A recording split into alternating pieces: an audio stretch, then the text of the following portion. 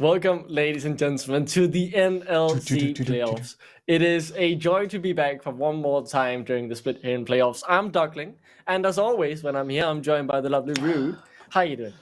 You know, I'm doing well. I'm nice and ready for a playoff series. We have got the 3-4 game, your third and fourth seeds going head-to-head with one another to go up with a best-of-5 up against Nord for a place in the play-in stage, or just the finals of NLC. They're seeding with the EMEA Masters as yet undetermined, but a spot in the finals of NLC. Yeah, so today it will be Verdant going up against the side of Ruddy. I do want to take a look at our predictions first because something's changed after the predictions yesterday. I was able to catch up to Veteran and Aragon, and that means I'm now even Steven on points with them. Unluckily for you, Rude. Who, Steven? Even Steven. Oh, okay. I mean, it's Ian. A saying, right? It's a saying. Yeah, I thought you said Ian Stevens, and that's just not a thing. So I wanted to get that out the window. Regardless, though, my main point here, Rude, is the fact that you're ending your predictions. What's going wrong here? You're very far behind. So there was a point in me that wanted to see how close to a certain percentage that I could get. When I realized I was last, I'm quite close. For anyone that plays RuneScape, they will appreciate the 73%. If you don't play it, that's unlucky. But I went for some risks in the regular season. They didn't pay off. I could have played it safe and easily wiped everybody, but I chose not to and chose to go with content so that you'd have something to talk about on the shows where everybody predicted the same thing. Yeah, I mean, so it's all gone back now to the fact that we're talking about our predictions and you inting them for content, and this is, some big matrix actually. Yeah, somebody has to, but it'd have to be you, Ru, because that just hurts your credibility in terms of your knowledge. I know. I can go back and pinpoint all the ones that I was like, yeah, I kind of just threw this one in. I didn't feel like this was going to come true, but if it did. My main ones were in like the early weeks when I was like, all of these games are very cookie cutter and I can tell you who's going to win without a question. But if I had to pick one, this is the one that's like the most likely for variance. Yeah, the most likely for the underdog to surprise. Regardless though, let's take a look at our playoff standing as a whole, because what did the match yesterday change? Regardless, no, let's not look at that. Let's look at the game today. Let's talk more about that because it is a banger after all. I'm gonna be honest, I'm seeing a lot of Danes on here and I'm seeing a lot of pressure on both of these teams. Ruddy though, as we saw in the predictions as well on our side, are coming in as favorites, but I do think Verdant have a part to play this playoff match. I genuinely want us to all remember that Verdant, whilst being the fourth seed and having a slightly worse score, were a team that took a game off of Riddle in the last 2 weeks of play. Riddle, of course, your seed that are already going to EMEA Masters, taking a win off of them is no mean feat, certainly adds to their credibility as a roster. And if they'd have done super well in week number 7 of regular season, we could genuinely be talking about them in this discussion for the top 3. I don't think that that's the case. Obviously, you saw my prediction 3-0. I am favouring Ruddy for this one, but Verdant have shown elements and shown games where they can be at this top tier that are even with our best. It's more so seeing that consistently, and whether they can get to that stage during playoffs is obviously just the first question. Yeah, I'm very excited to see how these two teams stack up against each other. And let's take a look at the bracket as well to see who the winner will be playing against next time around. So either Verdant or Ruddy will win today's series, of course. They will then move on to our semi-final, where it is do or die against Nord. The winner of that semi-final, played on the 23rd of March, will then go into the grand final and face off against Riddle, whereas the winner of the grand final obviously will be NLC champion, but it will also get a direct seat into the EMEA Masters main stage and not have to go through the play-ins, which, to be honest, the play-ins is getting harder and harder every year, so avoiding that as well will be crucial for either team. Yeah, you'd love to get into that main stage. Certainly not something that any team is going to be opposed against. But with the matchup today and then another one up against Nord, it is not an easy road for any of our teams. Obviously, Nord taking 5 games to be bested in our best of 5 yesterday. That was an absolutely banger series. If you want to go back and catch up on all of that, plenty of throws, gives, takes. There was plenty of action for every type of fan. But obviously with the Verdant Ruddy matchup on our blocks, on our roster for today, I think we can expect to see two teams that have very different styles. And I'll give a little bit of reasoning going into the team specifically, right? We've got 3-0 for my prediction. Ruddy, I think, just have a really strong early game. And I think that No Name in particular is going to be fairly instrumental in that in their wins for today. I think that the ability for him to get the snowball going is what is going to give really decided advantages through early stages. And Verdant, who have been a very good team at later game stages, I don't know that they're ever going to get the chance to get there. And while No Name has been impressive as a rookie coming in this split, he did not manage to win the Rookie of the Split award. And let's take a look at our winner there, because, I mean, me and you, Rude, we are not surprised by this in terms of the vote. Rookie of the Split is none other than WoW. And could it have been anyone else? In my opinion, no. You can see it's 79 kills, 5.4 KDA, 500 damage a minute as top laner, and a first blood percentage of 30% as well. As top laner, you're living on an island, but this man, he's feasting every game. I don't think there's any surprises. WoW has been formidable. Every single game Nord have played, WoW has been a pressure point that we needed to talk about, right? Whether he was winning games or not, this was a point that Nord had really hemmed in on, and I think have secured themselves a rookie worthy of the title. There's no other real way of putting it for me. I'm very happy that WoW got first in this one, and again, not surprised at all. Yeah, I can only echo that sentiment. It feels great to see him win the award.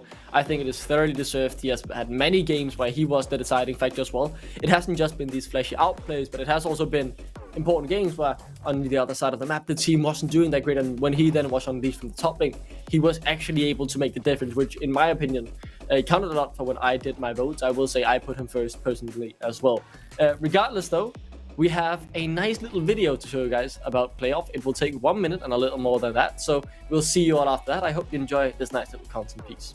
The thing is that the moment that the Jace started throwing his EQ in, it became a scenario where Taxa had to steal the Drake from Domino. So Domino effectively secured the Drake for Verdant by attempting to steal the Flash! Petrifying Gaze stuns 3! Looking for the key target, jumps in. Target's No Name here, interestingly. And now, Boxy can run away with it. Nash is absolutely on fire. The shutdown's being picked up. The carry is dead. And Veneer are crumbling as Ruddy have found their opportunity to pounce back into this game. Nilla's feeling it, and you have to flip it here. It's 100% a lost game if you just let Nord get this Baron. What HP is it on? What HP is it going low? Fury going into all of them. Hero with a huge shuffle of multiple members into the pits. What a play from the Verdant mid laner. Damage isn't there, but Veneer, because they have the control, they're easily able to capitalize. Ooh, touch was taken low, but they might be able to kill No Name. The feathers fly.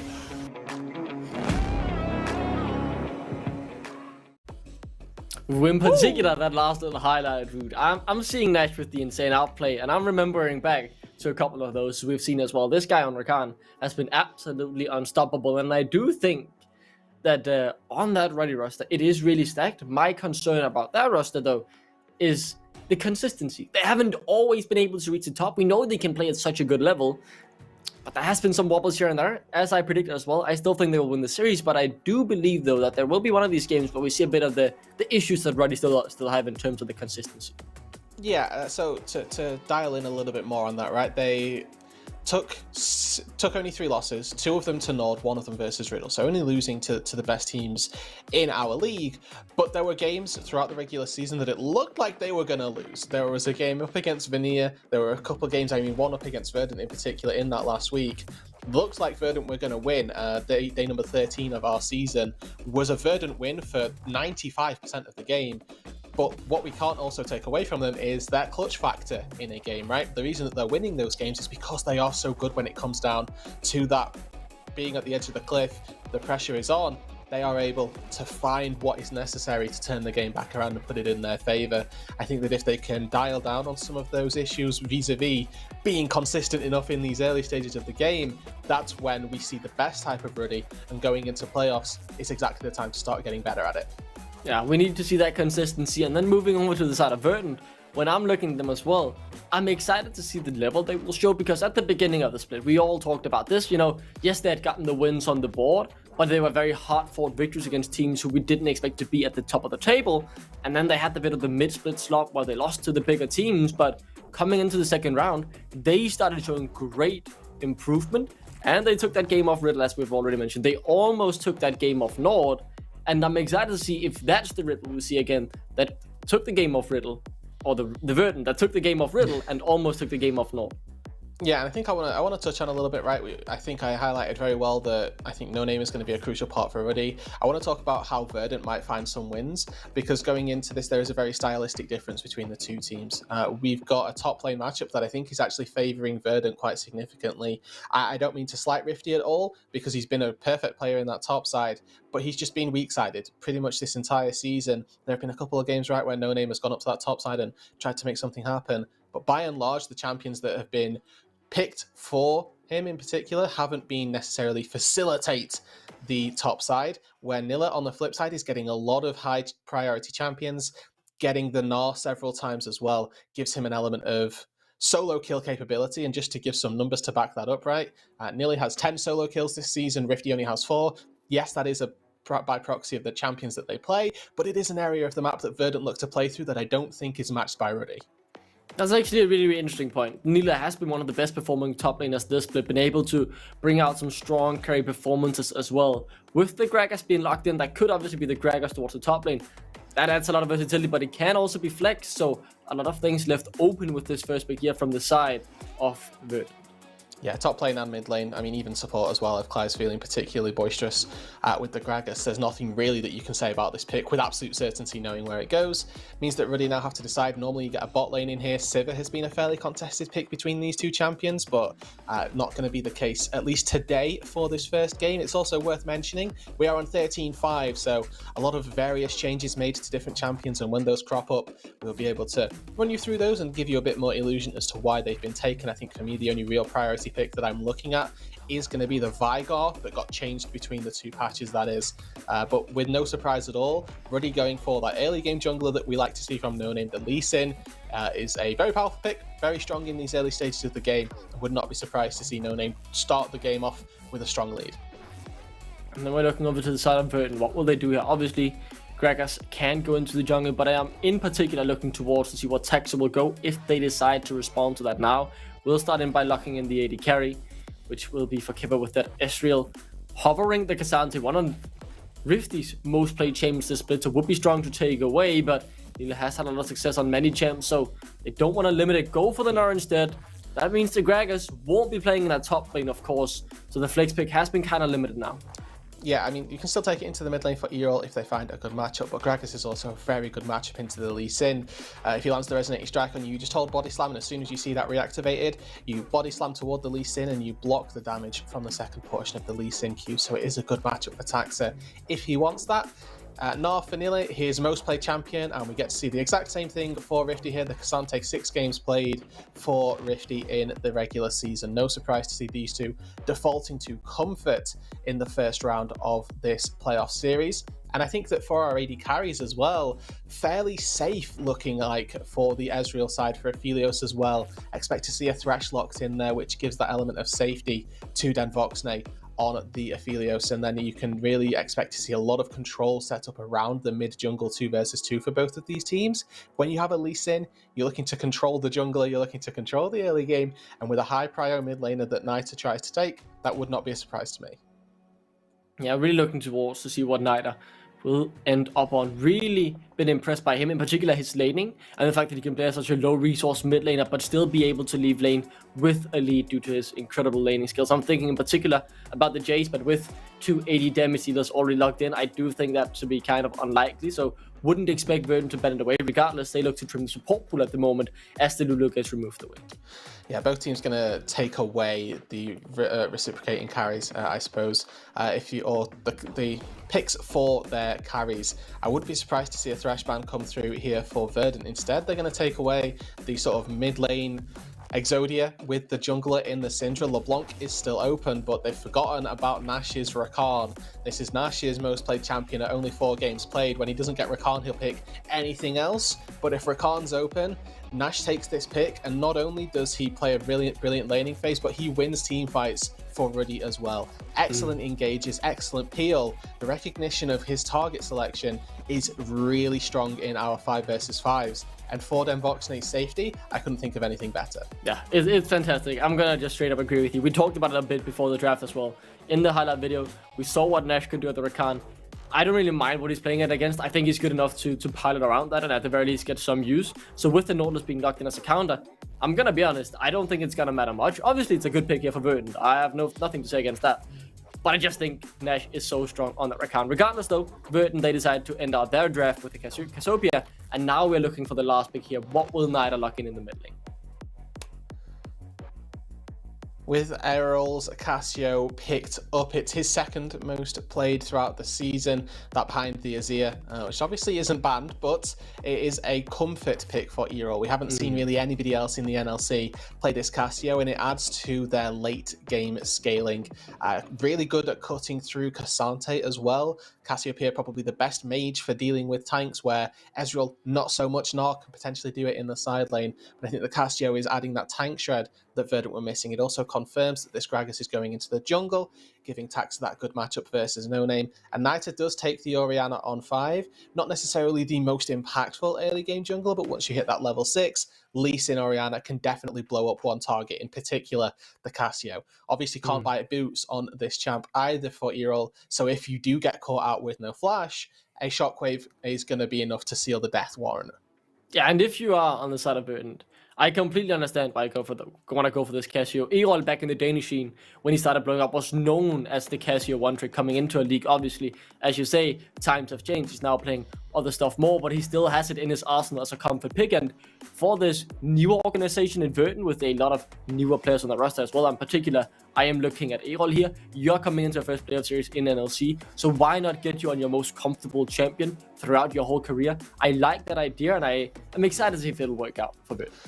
And one of our criticisms, I suppose, or one of my criticisms for the Cassiopeia has been where it's fitted, or where it's been slotted into compositions, that it doesn't particularly work, right? I remember a game in the regular season where they'd got Camille Vi, some really aggressive dive style champions, and then a Cassio, where it could have very easily been a Galio, and that would have made their composition round out a lot better.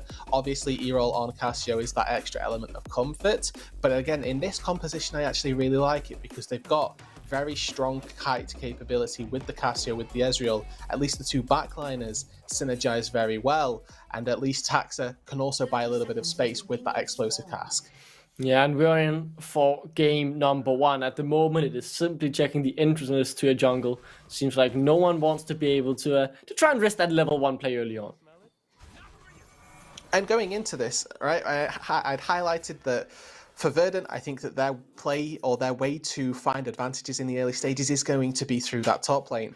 Nili has a really good matchup with the Gnar versus the Cassante early on. You're going to be able to bully out the Cassante, try and at least burn a summoner spell, even though it is the Ghost for Rifty in that top side, and potentially find an advantage through getting kills, getting plates, getting extra gold over your enemy top laner.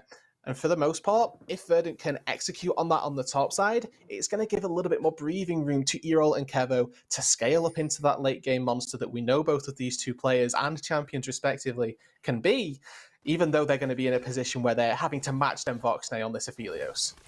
And keeping our attention for our bot lane for just a couple more seconds, it's worth highlighting as well, Kevo going up against his former duo here in a best of 5. Nash and Kevo both on, it was Riddle last year, where they both had quite a decent amount of success, I want to say, in the summer split. They surprised everyone, but by almost getting that top 2, barely missing out in the end, and then they dropped out pretty quickly in playoffs, sadly, to Astralis Talon, but were the big surprise of summer 2022. Now both of these guys going up against each other for a battle for the last EMEA Masters, but obviously this is not going to give them the straight ticket, but it is going to keep those, international hopes alive. You can already see early trading from Errol here. Cassiopeia at level 2 outtrades just about every single control mage. Without CC, Syndra, obviously, you can just stun and walk away, but Orianna not feeling good after that trade, and you can already see burned through both of those potions, where Errol has an extra potion to spare, so advantage early on goes the way of the Verdant mid laner. This is what comes from that comfort, and both of our junglers taking mirrored jungle clears, starting on their blue side, heading up toward the red side afterwards. It's No Name pathing up toward the Cassante, toward that lane where we expected Verdant to try and find an advantage. And this says to me that No Name wants to limit those advantages, to say if Nila does try to get a bit aggressive in the laning phase, try and find a lead, I'm going to be there to stop him and punish any over-aggression.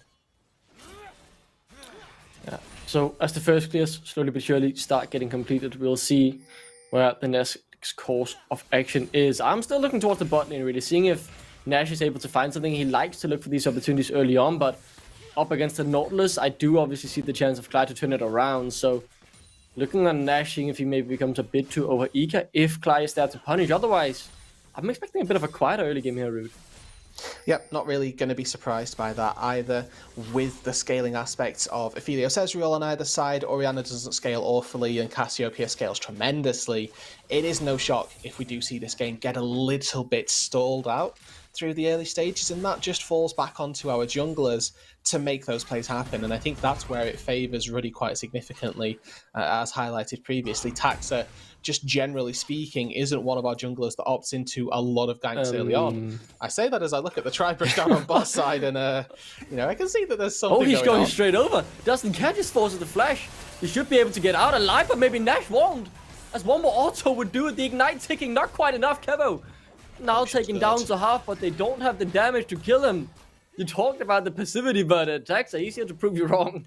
Yeah, and I'm more than happy for that, because I think that if Verdant are going to stand a chance in this series, they're going to have to prove me wrong. Verdant already with Taxa stepping up a little in the early stages to burn the flash from Denvoxne Cleanse as well. Nash still has both summoner spells, which I think was a little brazen of him, but he did get out to live. Using the Potion and Biscuits combo to survive the Ignite is just enough to make sure First Blood doesn't go to Verdant.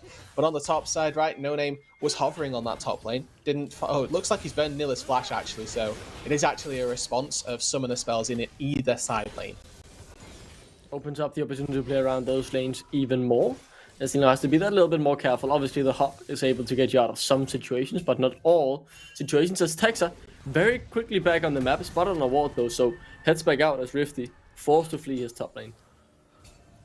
And still needs to find that first reset as well on the Cassante. Nile was forced back, had already burned the teleport to get back to this top lane, and Rifty can now do the same, potentially even with an item advantage. Comes back in, Sheen plus boots, so decent trading power and matched movement speed to make sure that the Gnar can't kite out too easily. Now, of course, we said that the early game expected to be a little bit stalled. If we come back to how we expect this to play out in the larger scale team fights a little bit later on, you can just expect to see death balls, honestly, from either side. Nile has got the option of being a split pusher, but we've also seen him perform exceptionally well when he plays these team fights as the Gnar, slamming people into walls, 1v9ing team fights just off of how well he can use the Gnar CC to set up his team for success. So if we're going in at neutral lane states, it will come down to a good gank mid. Okay. Good flash away here from Erol. Good petrifying gaze as well. They might turn it around on Nash. He does have the flash, but doesn't have the time to use it. Great turnaround from Verdant on Ruddy's play. Can't flash on a grounded state right there. Nash cannot get out to safety. Erol with a great flash away from the shockwave, and then puts down the W, means that Nash cannot get out to safety, and a great turn, a great response from Verdant with the 3 people on responding for the mid lane. Gotta give credit where it's due. First blood goes to Taxa, but Erol set that up beautifully. Incredible play from him. And let's just take a look at it one more time. Here the players already really happened. It was the engage from Nash, good turnaround from Erol. As you said, petrifying gaze, miasma, not much you can do. Even with the flash, you can't dash, and that just led to his demise. That's a good rotation from the Vest of Verdant there to respond as well. I wanted to talk about this point because we can still see it actually in the CS difference. But you mentioned the good trade from Erol earlier on and how this was bad for Nida. But we've also talked about how good Nida has been at laning in general this split and has been able to build these leads solo. You can see it. He came back in the lane. He has been able to build a 20 CS lead after taking a poor trade early on. And obviously that poor trade doesn't mean everything, but it just still shows he's so good at laning that despite making a couple of mistakes, he's able to bounce back and still gain that lead. And this CS deficit probably means that he's even, if not ahead, with Erol in gold as well. So a really strong position for the Orianna to find herself in. There you go, up by 150. It's not the be-all and end-all of advantages, but it does mean that that first blood advantage in the mid lane isn't going to be as felt as you might have liked. Now, heading into, obviously, this season, we had questions around Naito, and I think those questions have been answered exceptionally well, right? Was on Mad Lions Madrid for a couple of years through 2020 and 2022, but didn't manage to make a good showcase enough for him to get promoted onto the main roster at any point, and then being removed from the LVP to the NLC, as we do see Taxa topside. Yeah, good a lot to deny the nav from Nila Taxa. Shows himself, but unable to connect with more than just a single barrel. And with that, I do want to take it back to our Knight at talking point. As the Herald might get taken down, the Drake could fall as well. Honestly, yes, we've now mentioned it, but I do really want to talk more about Knight because I find his story so interesting. And you know, Quickshot tweeted back when there was some casting drama behind the scenes about a certain person leaving the scene that, you know, if everywhere you go, things are always on fire, consider you're the match.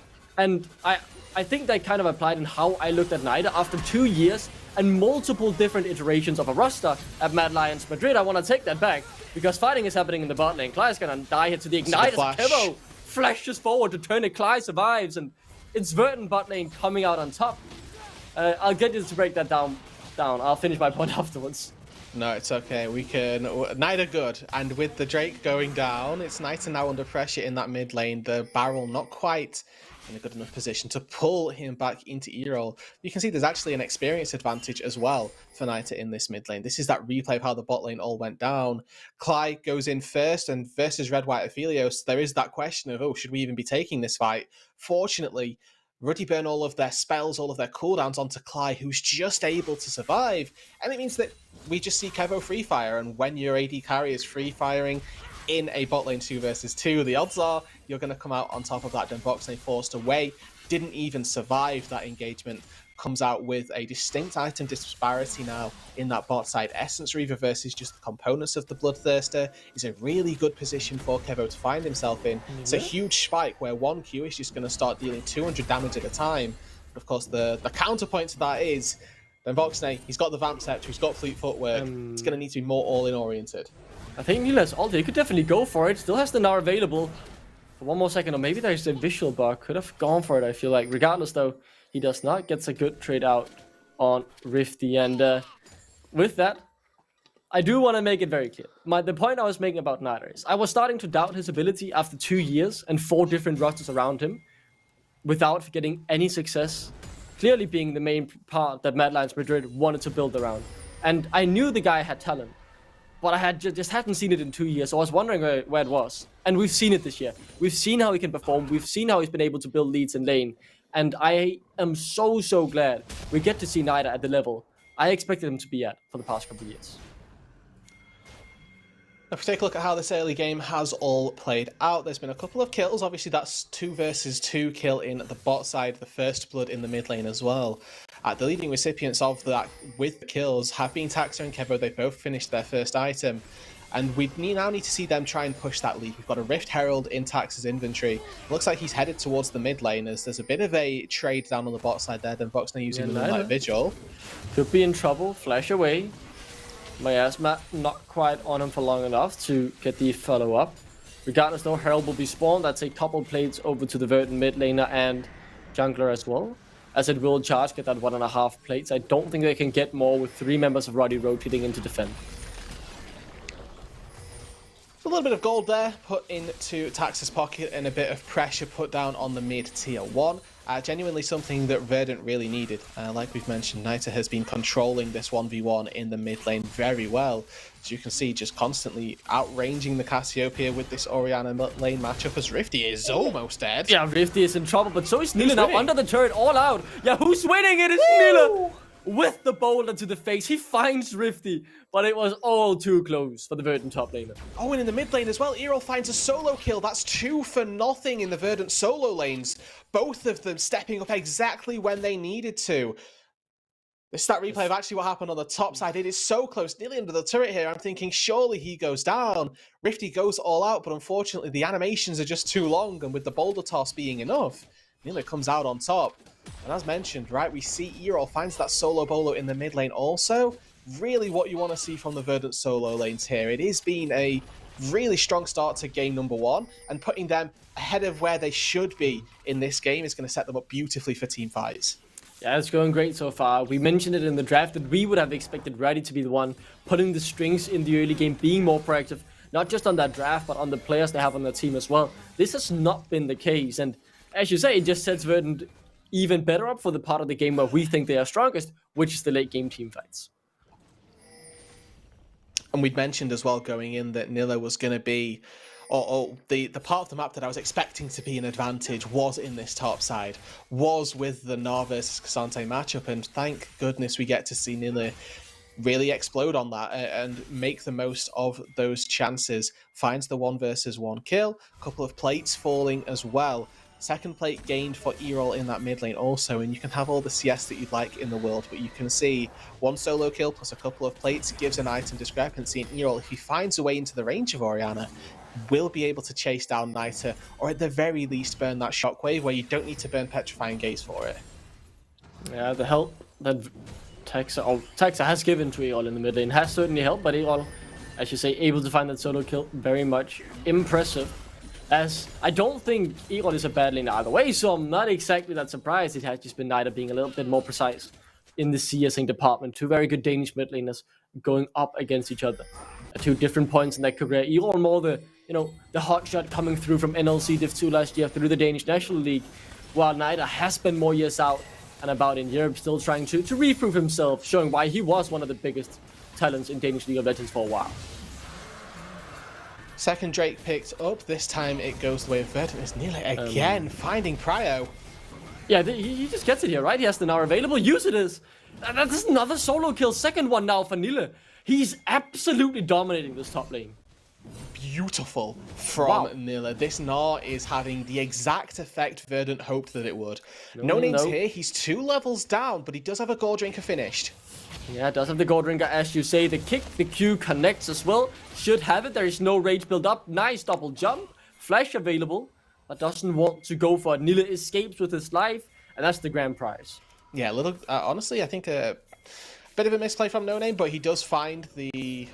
Does find that cooldown from Nilla just comes up. I don't know if there's ever a world where he finds that kill. Probably has to go about the combo an entirely different way in order to try and find that, and then you run the risk of finding trying to land a Q on a Gnar who's got hyper passive. So very difficult actually to try and get that kill, but Nearly escapes, keeps that bounty up over his head on the timer of this second Herald spawning. And with the Hextech Rift as well, it means that forcing Nila back is not as important as it may have been. He's got those Hex Gates to leave the base and get out onto the map faster. Yeah, second Herald up. That means fight, and it is Nash the one in trouble, caught out in the miasma yet again, as it is Nila who will pick up the kill for Killing Spree. It is such a good start for Verdant as they'll look to capitalize and get the second Herald as well. 5, 6 even to 0. Just nothing going Ruddy's way right now. Really powerful stuff from Verdant and a compelling start to this series. They've still got to close this game out, but they've got a 3k gold lead. They've got a Cassiopeia and an Ezreal scaling very well, and they've got a top laner who just keeps finding solo kills. Yeah, I mean, he's having fun. He's taking up a whole wave and does not care. Still winning the individual trades here as well. It's going so good for Verdant. And then when we're looking on the grand scheme of things in terms of this game as well, when we look into the scaling, yes, there is good scaling on Ruddy, but in particular, I'm looking at the junglers. No Name is going to fall off so much harder than Taxace on the Gregs. Now you can still have a very decent impact as Rifty now going for an 0-2 solo kill. Yeah, I mean, he's fancying it, but the hyper procs are just too much. Nilo though very low as well. The Qs just need to connect. They're still gonna One more hyper stack would do it, but Rifty decides not to flip it. Backs out. He committed a lot for that exchange, and here comes Texa. He's just gonna look to clean this one up. Nilo there to try and zone him off. Texa doesn't have the explosive cask available. No flash either. Will still look to chase him down. The barrel connects, and the auto seals the deal. Yeah, I would like to say that when I'm 0-2 down in top lane, I wouldn't go for those plays, but I think if you're feeling it, you're feeling it. Kevo should die here, though. 3-1. Yeah, cross map from the side of Ruddy. This has to work. This has to give him a kill, and it will. But then Voxner dies to the turret, and that kill goes over to Kevo. It is an absolute disaster, as Ruddy failed to get that 1-0 they needed, and now they're gonna lose their mid lane as well. No flash, no way out, as Verdant across the map keep winning. Taxa is unleashed on the Gragas, finds 2 kills in the space of 20-30 seconds there, goes from top to the bot lane, just makes his impact felt, and 2 turrets secured for Nile as well. It's not just these kills now, it's the map being opened up, and with the wave so far into Ruddy's side of the map, they are losing on so many fronts that they just don't have any control. That topside jungle is going to be absolute no man's land for Ruddy. They're going to have to fight tooth and nail to get any sort of vision down if Verdant decide that they want to play around it. With no turrets there, they've got nowhere for, or Ruddy rather, have got nowhere to fall back to, and Verdant have got nothing really to fear on that top side. This game has been a wonderful execution through these early stages, and it has come from outplays. Nile finding solo kill after solo kill, and the fact that Kevo's able to find a kill there in the 1 versus 3 on the bot side, it's Ruddy not performing to the standard that we've seen them previously. That was really, really bad by the side of Ruddy. The fact that Denvoxen died is so crucial, because what did you want to gain from killing Kevo? Well, you wanted to get some XP, some gold into Denvoxen and feed him up. But he was unable to take the turret because he died to it, and all of a sudden, you end up just in a 1-for-1 where no one really gains anything. And what's happening on the other side of the map? Well, Verdant are getting 2 of the kills, so they win across the board with the 3rd Drake spawning in 30 seconds. Seems like a fight is on the card from the bot sides. And at some point, Ruddy are going to have to try and take a broader scale 5v5. My concern is that they definitely don't win it. The items are not in their favour. Explosive cast, no name, knocked towards the turret. Here comes the depth charge as well onto Nida. TP from behind. It's Nila, and he's making a good damage though into the front line of Verdant. And they finally find 1 kill. Nida though in trouble as Nila looks to take him down. One more auto would do it, but he's in the bush. He's staying alive. Then Voxner caught on the wrong side of the fight though. That's 2 more for Verdant as they turn it around. Find a 2-for-1, 2-for-2 trade rather. Really good for Ruddy there. The fact that they're down this 6,500 gold deficit and they're finding fights evenly, genuinely a miracle that it comes out that much in their pocket. No way should they be that close. Should just be a wipe. Verdant do take the Drake, so it's not like all the worst thing in the world. But Denvoxne here is untouched for the start of this. Nash goes in, tanks that depth charge, and a great Inferno multi just lines up Taxacly for them to fall near immediately. Denvoxne's flash here, I'm going to question, because either you're flashing for a kill or you're flashing to live, and neither of those 2 things are going to happen. But in the moment, right, you can just sense the little bit of panic that happens. Doesn't matter though. The fact, like I say, they go 2 for 2 is exactly what they'd be after, and even fight in that situation is more than they could expect. What a game so far, as Ruddy showing that they still are in it to some degree. A 2-for-2, I should say, very, very good. But on the map, it is still Verdant with the control, able to take the Drake. Only the 2nd for them this game, so no early soul on the cards, which might be good news here. But Ruddy, as they look to continue to scale up. In particular, I'm looking at Denvoxen. He still doesn't have 2 items, and as Nash now might be caught out around the Baron. Able to dash out with the quickness and the battle dance.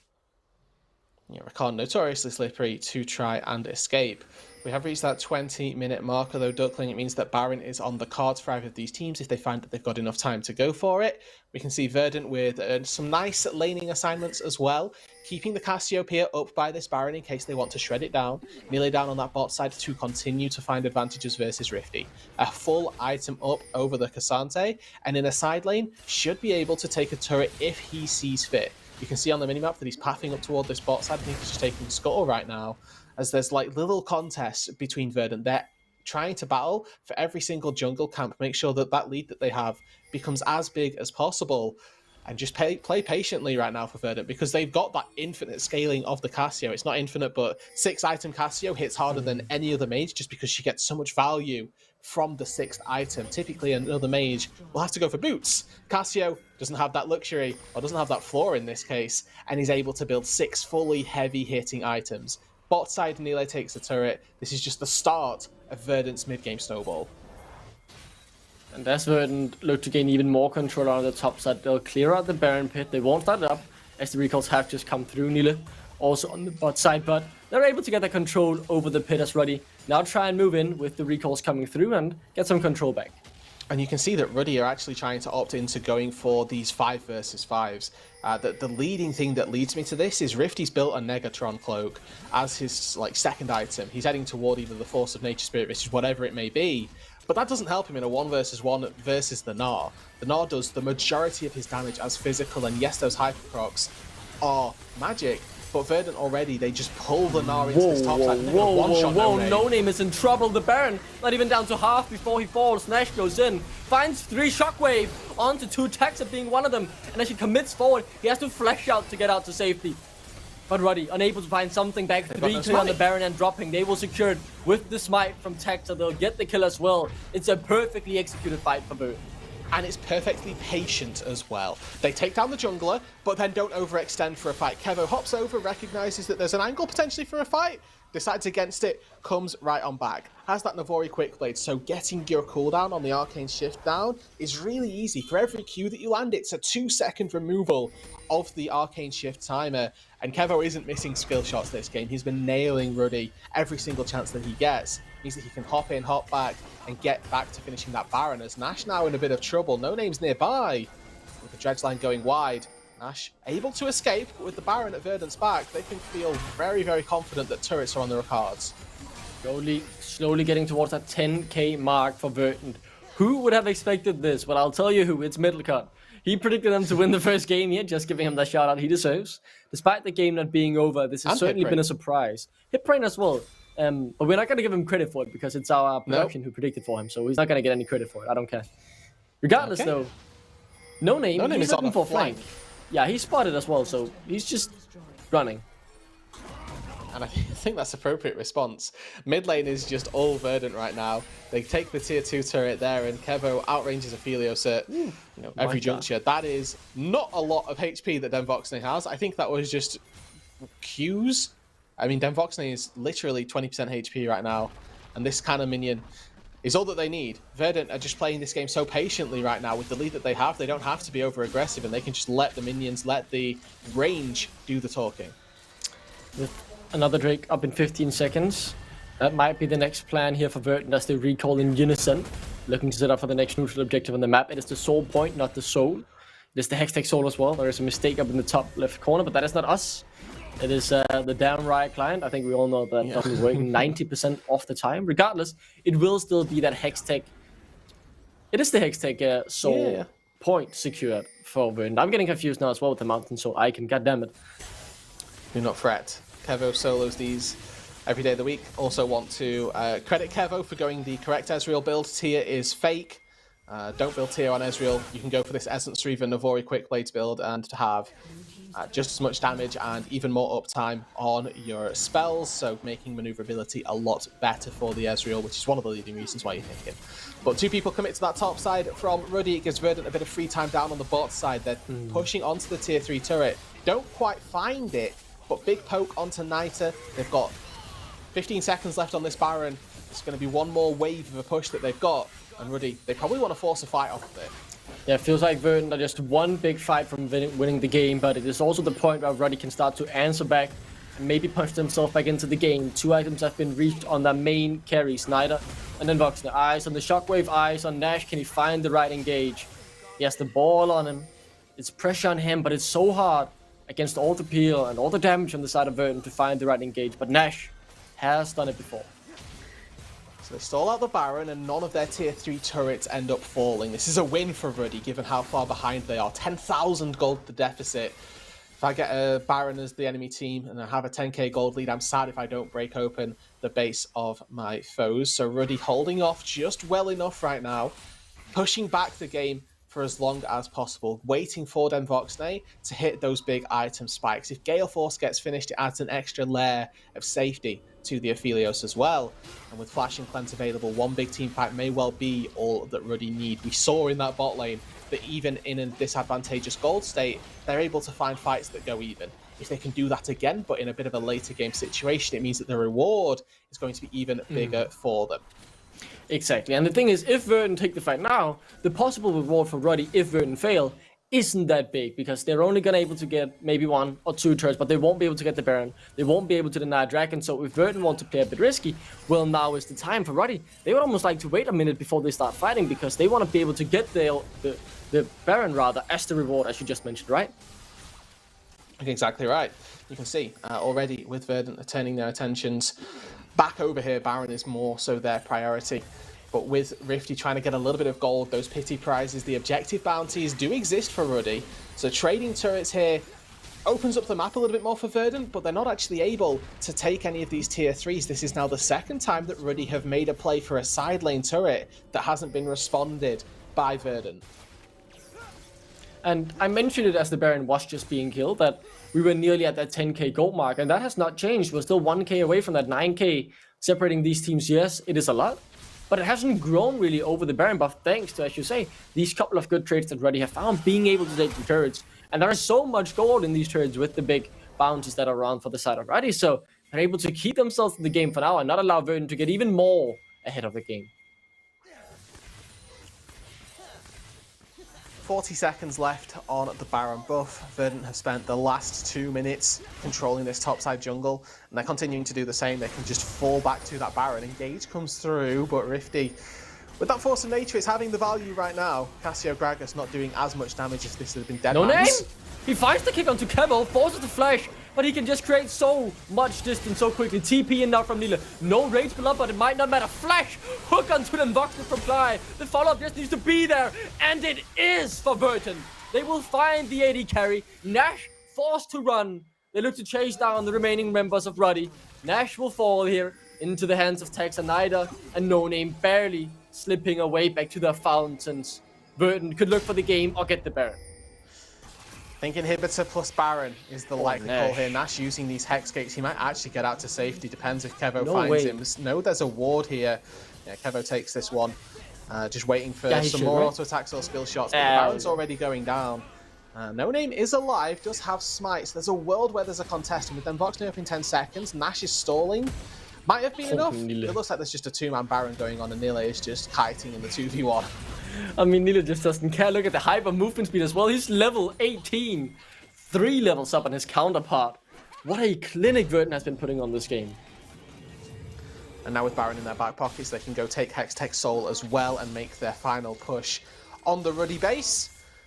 Not looking like there'd be a chance for Ruddy to respond. Those third items not quite finished for the mages, for the top laners, for the junglers, still down on that second item. Yes, Dylan Voxnay finished off that Gale Force, but it's not enough gold, unfortunately, to compare up against Verdant. 3-4 item now, Nile, who is just absolutely 1v9, not even 1v9, Verdant are doing really well, but just putting team on the back. Oh, this looks rough though for Ruddy. What can they do? The shockwave is there for Nida. Where will he use it? On no one. He misses the shockwave. Now then Voxner has to do all the damage, but it's an impossible task he's put up against, as Verdant will run forward here and look to claim the game. Good kite back. Texa goes golden. Then Voxner, he gets some good damage up, but it is simply Kevo who blocks it by going golden himself. Now locked up. Taken down is then Voxner for one final time.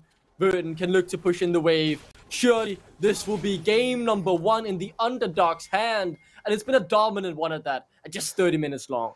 14,000 gold lead for Verdant here. Game number 1 should go their way. Baron at their back. They don't need the soul. Only 3 kills for Ruddy this entire game. What a performance. And I think this series could go all the way. Verdant, they shock everyone by winning that game.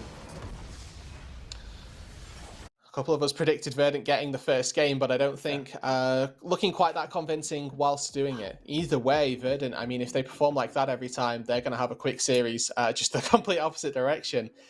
Really saw early game from Ruddy. There wasn't particularly anything going on for them, and it was just hand checks. You know, Rifty getting solo killed in the top lane 2-3 times. No Name dormant on the Lee Sin, unfortunately.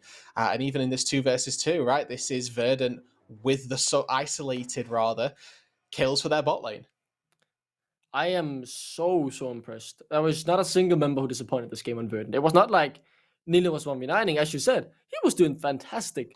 But everyone on Verdant was doing a fantastic job. What a game from them, as we just get to watch a couple more solo bowlers here from Nila. That just really surprised me. I don't want to count Ruddy out after one bad game, especially because I know the mental fortitude that there is on, in particular, than Voxner, who has been able to reverse sweep 8 grand finals in the NLC twice. So I don't want to count them out, but this really shocks how I expected this series to go. What a fantastic performance all around for Verdant. And there were like these couple smatterings of good fights for Ruddy. I think there's 2 versus 2 in particular, certainly an example of that. But they're already down 5k gold at this point. It's really difficult for them to take these fights, and it does come from those early or those conditions that we set up for the teams prior to the draft even starting. Nillit in the top lane finding advantages, and the win condition that I've highlighted for Ruddy being no name getting off to the races in the early stages, not actually having an effect. You can see here 0-2 and 3 on the Lee Sin. 3 kill participation for an early game Lee Sin is not what any jungler is looking for. So really, really massive start for Verdant. First game out of the blocks in their favor. I certainly didn't have that going their way, but I'm more than happy to see this series evolving in that way. Yeah, I am shocked. I'm so excited to see what the rest of this series brings.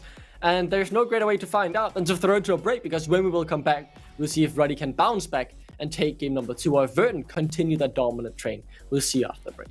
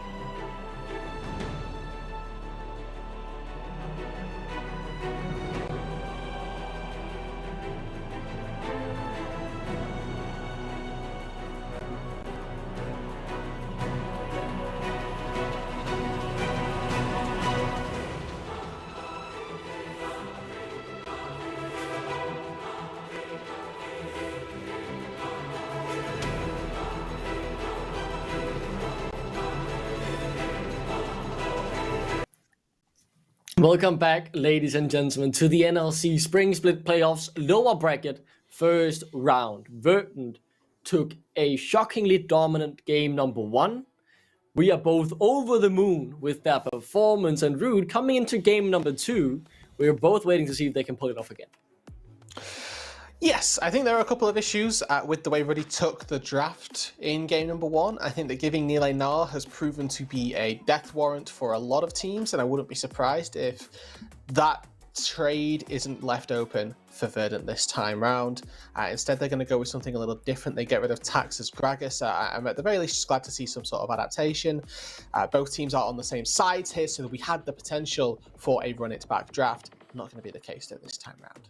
One of the things I very quickly do want to mention about the Nar pick as well, that it was blind from the side of Verdant. Ruddy knew what they picked into it, which makes the situation even worse, because if that was your counter to the Nar, then you're in deep trouble. Let's see if it does get banned. I said it's the last ban for Ruddy, but with them being on the red side again, there might be more prominent meta picks that need to get trimmed out as well. Sejuani off the table. Has been a common red side ban for Ruddy. So again, doesn't make too much of a difference here. Now we get to see what Verdant want. With Gragas taken away, their B1 has been removed. Do they fall onto the Aphelios, which was high priority for Denvox in game number 1? Instead, they go back to Annie, a champion that can again be flexed between Eol and Cly. Gives Cly a little bit of an engagement tool, but also has that element of Enchantress to it. But Eol, of course, very proficient with different styles of mage, so would be expecting this one to go for Cly. Very quickly, the response comes through from Ruddy though. The Syra Khan, a strong 2v2. I think that's easy to say. Yeah, without a doubt. Level 1, the best 2v2 you can have. Also at level 6, also just really dominant through the laning phase. And then, of course, in team fights, Xayah spends no time wasting out damage. You can have W uptime permanently at 3 items if you're building correctly with Navori and Phantom Dancer. Taxa this time round taking the Lee Sin, so if we get to see a bit more of that early game style, which we saw him exhibit in game number 1, we get to see potentially a very fast snowball out from the Verdant jungler. Yeah, certainly. To see Verdant take this bot lane, just whoever it ends up being. Yeah, big change in draft already for Verdant. Really excited to see Tax on the Lee Sin, his most played champ over the course of his now very long career. And I have no complaints about the Israel being put back in the AD carry position yet again, because Kiva was fantastic on it. Yep, building correctly with the Navori quick blade coming in nice and early. Also, just not being too aggressive with Arcane Shift is a really powerful tool for Ezreal's, and it gives them already a lot of flexibility in this composition. With the Ezreal, you can do pretty much everything with him. If you want to be aggressive, you can. If you need to play safe in the laning phase, you also can. With Lee Sin and Annie as well, this opens up for a really powerful topside duo. If they're going to leave these two as the mid jungle, you can put Cly on something like the Nautilus still, and then move into a topside 2 versus 2 that is supported by a support, and give Nile a winning matchup on that top side. We still don't see a Nar ban as we head into the second phase. Instead, the Cassiopeia taken away, and if we see Ruddy here double ban solo lanes, I think that's also a good way to go about the ban phase. Yeah, the Cassio ban really makes sense in my opinion. We saw how strong Eol was in the last game, his most comfortable champion. And also, it was clear that it was a limiting factor for Nash. So I am really happy with the 2 bans here from Ruddy. I feel like removing the 2 hardest to deal with champions for them in the last game, as Verdant now just ban out the Tele. Was teased by Nita in game number 1, didn't end up opting into it though, but it's a good ban all the same. They have a lot of mobility just in the Lee Sin, so stopping any of that mobility would obviously be very detrimental to them, and the Tilia prime target for disrupting a Lee Sin's engagement. Now we get to see which solo lane gets the burden of blind pick. Going to be Nita in the mid lane. I think that makes a little bit more sense. Rifty certainly struggled in game number 1, so giving him as much comfort as possible certainly checks the mark with me. I'm quite happy with that. And now we need to see even more changes to the Verdant draft. As we just mentioned, the 2 champs they picked in mid and top last game have been banned, the Cassiopeia and the Nar. So they need to mix the bag here, try something different. Nile, maybe looking for more split push here as well. Does go for the Jax in the end. Now we're on to Eol, a serious open. I want to remind you of that, his most played champion in this particular split, but Dust decided to go for the Victor instead. Okay, so we get more of a safety bot lane here for Verdant. Annie Ezreal not going to be the most aggressive through the early stages, but if they get aggressed on, can certainly hold their own in a 2 versus 2. And they've got really good scaling for Verdant solo laners. The Jax, the Victor, both champions that are going to do exceptionally well in team fights, and you still have that Jax split push option. Even last game, Verdant had a super fed Nille in the top lane, but grouped him up at those pivotal timings to make the Baron go down and finally secure them the win. It is Rifty going back to the Cassante again, most played champion for himself, and this time versus a Jax, this is going to be a matchup that got played a ton through the regular season of the NLC, so it's something that we're expecting comfort on. It wasn't enough for game number 1 for Rifty. Hopefully in game number 2 we see that difference made. I think we have, throughout the split, seen some good performance for Rifty on the Cassante. He's no stranger to knowing how to play the champion. Yeah, so just a rough game in game number 1, but they still have the faith in him to bring it back for game number 2, especially removing the range from the Nari. With that being banned away, the drafts have, especially when I notice on the Verdant side, changed. 4 out of 5 new champions. I'm seeing a different style of Verdant here as well, especially with that Lee Sin jungle now putting more pressure on Texa to do what he did in game number 1 and find these proactive plays. Topside 2v2, also as well as the jungle support 2v2s for both of these teams are going to be very important. Annie Lee Sin, a lot of damage, and Rakan Vi, a lot of CC, plenty of damage in the Vi's back pocket to link up as a 2-man and try and find those early plays once we've hit the level 6 marker. But I do think, again, it's advantage to Verdant in that top side. They've got a Jax versus Cassante. Jax, a champion that is just going to do more damage flat out. Cassante obviously going to be that more tank-oriented style of pick. And if, again, Nille finds a lead in that top lane, it's going to be much more of a presence to deal with than the Cassante will, especially when you're solo late, or when your carries, rather, are the Victor and the Ezreal. Ezreal, never really under threat of a Cassante. You can kite him out very easily. And the Victor also, with a Gravity Well, with the movement speed boosts and slows that you get from your passive, also not too difficult to cut out a Cassante. Rifty opting into the flash this time even, so there's no ghost for him to be able to chase down. There's going to be some change from Rifty here in game number 2. At the earliest, his performance needs to improve, but being in this situation might be very, very tough for him because there are 5 members of Verdant around him. Not a good start, as he gets chain CC'd. If he flashes over the wall, he'll go right into Erol, and he doesn't want that. He's aware of the possibility, and Verdant secure first blood with a nice bit of cheese. And Kevo comes into bot lane with an extra longsword. I mentioned that Denvox and Ash have got a really winning 2 versus 2 to begin with. Yeah. That's going to become a little more difficult to exploit when there's an extra longsword for Kevo. It means that those trade patterns of the Ezreal do become even stronger. It means he's going to hit that first item power spike even faster. Is already just 350 gold away from the Caulfield's Warhammer. Didn't buy a 4th potion on his way back to base, so he's currently sat with 50 gold in his back pocket. But instantly, with Taxa down on the spot side, we can see it's panning to that top side for the Lee Sin, helping Nille out and trying to find a lead before this Cassante gets too strong on the armor department, and they can no longer take him down. Really nice level 1 there from the side of Verdant. As you say, will make a difference for the bot side, but overall just good to see this Verdant roster on the same page.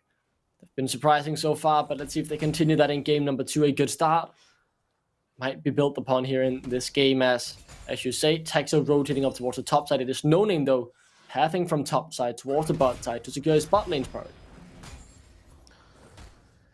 I'm slightly interested that we see full clears from these junglers so frequently. I've actually seen some early ganks pan out. I think that when you have a Rakan as well, for an example, I think that No Name could have profited a lot from trying to at least burn some summoner spells down on the spot side and give Ruddy an advantage in the early stages. It's something that we didn't see from them in game number 1. We saw fairly full clear-centric jungles and then nothing particularly happen in their favour, and just solo kills, 2 versus 2's isolation for Verdant, generate them enough leads for them to take the win.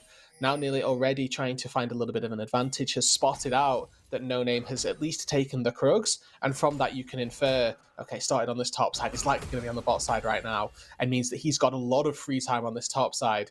As long as he doesn't get ganked in the immediate future, he knows there's going to be a minute, 2 minutes where he's got free reign over this Cassante.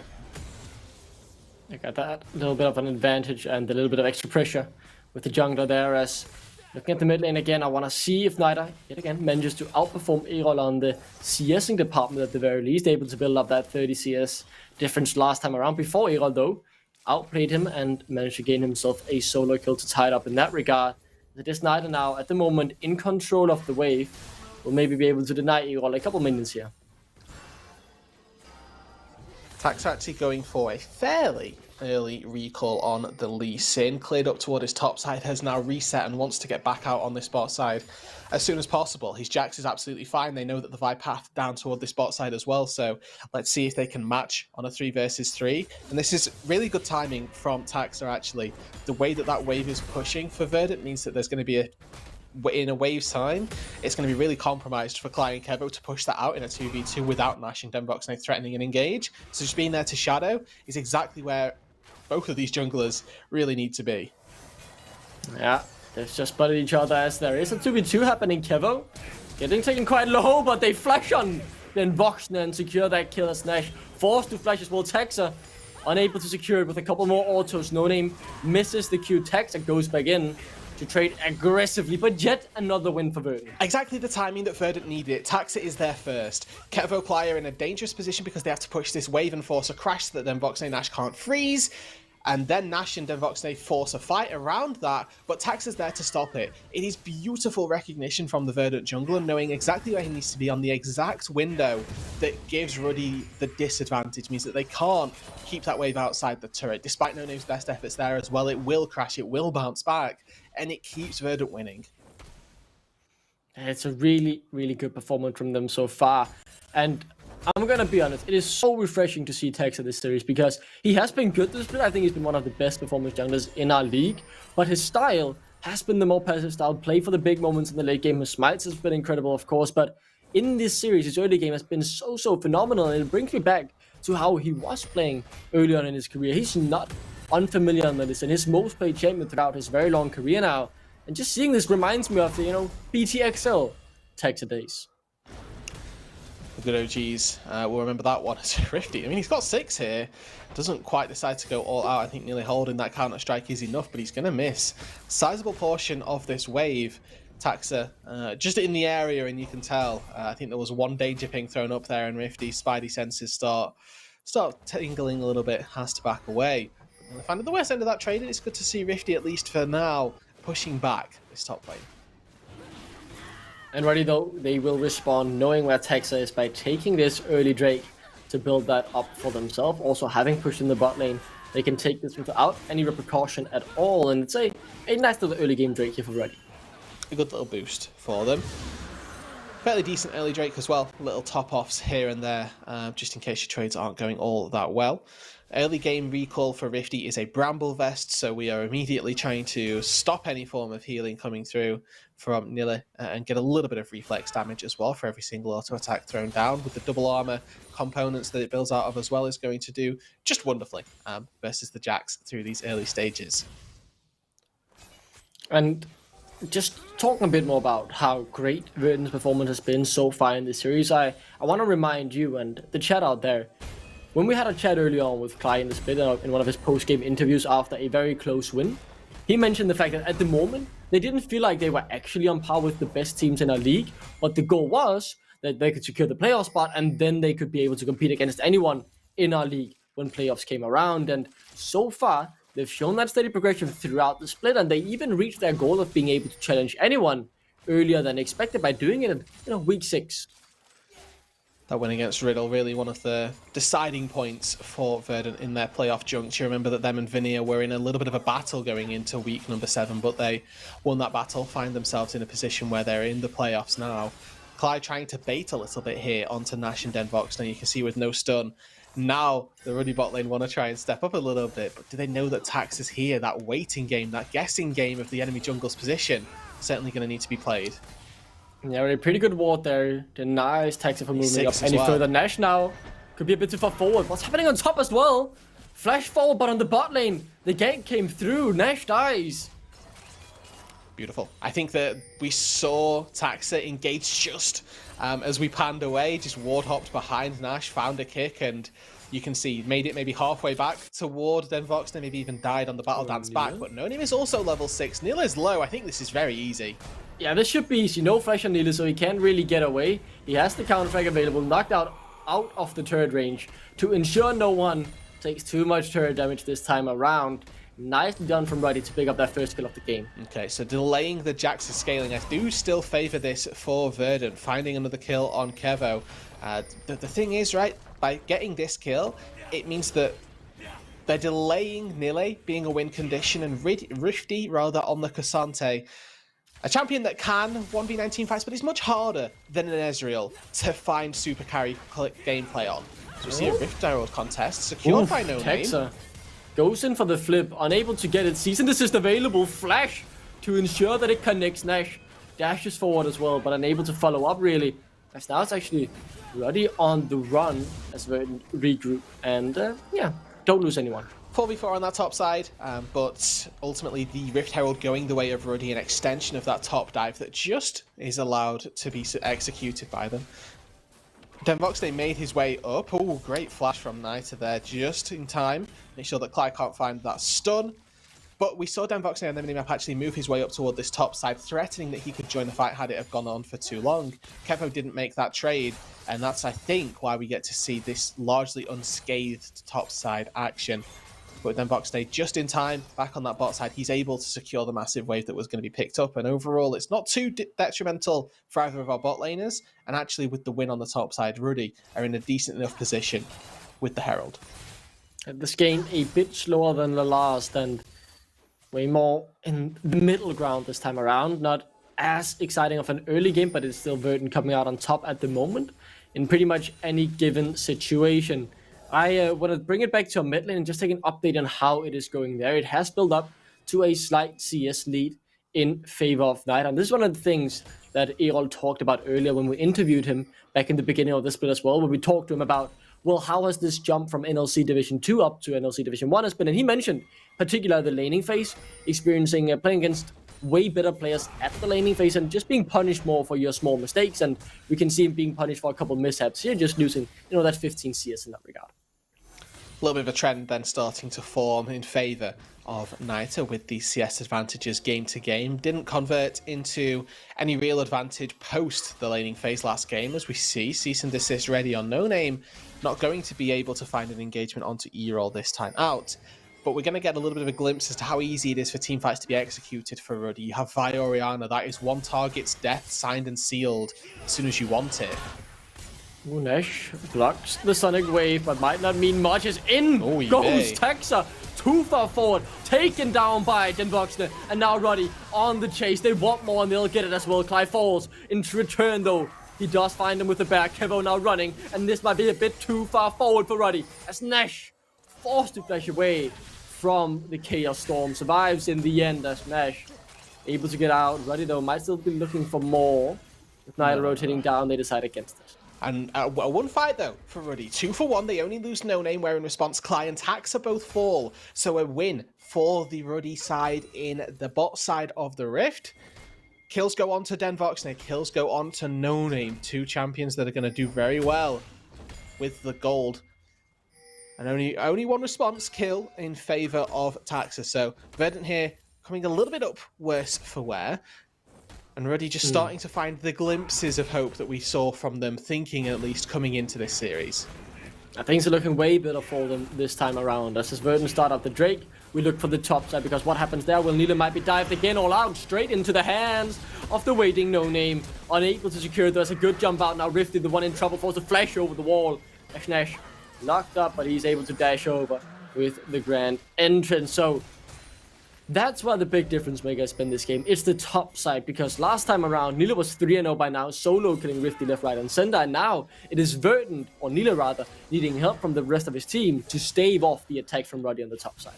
Oh, Denvoxne has no ulti, has got cleanse. Oh, Kevo! A bit too far forward! Denvoxne, no flash though, and Kevo barely survives. He secures the kill as well with a true shot barrage, and for Denvoxne, you have to feel bad for him almost outplaying the 1v2. Gale Force Burst there was actually off the charts for Denvoxne, unfortunately not quite enough, and Ruddy don't get anything on that bot side. It is just a 1-for-0 for Verdant.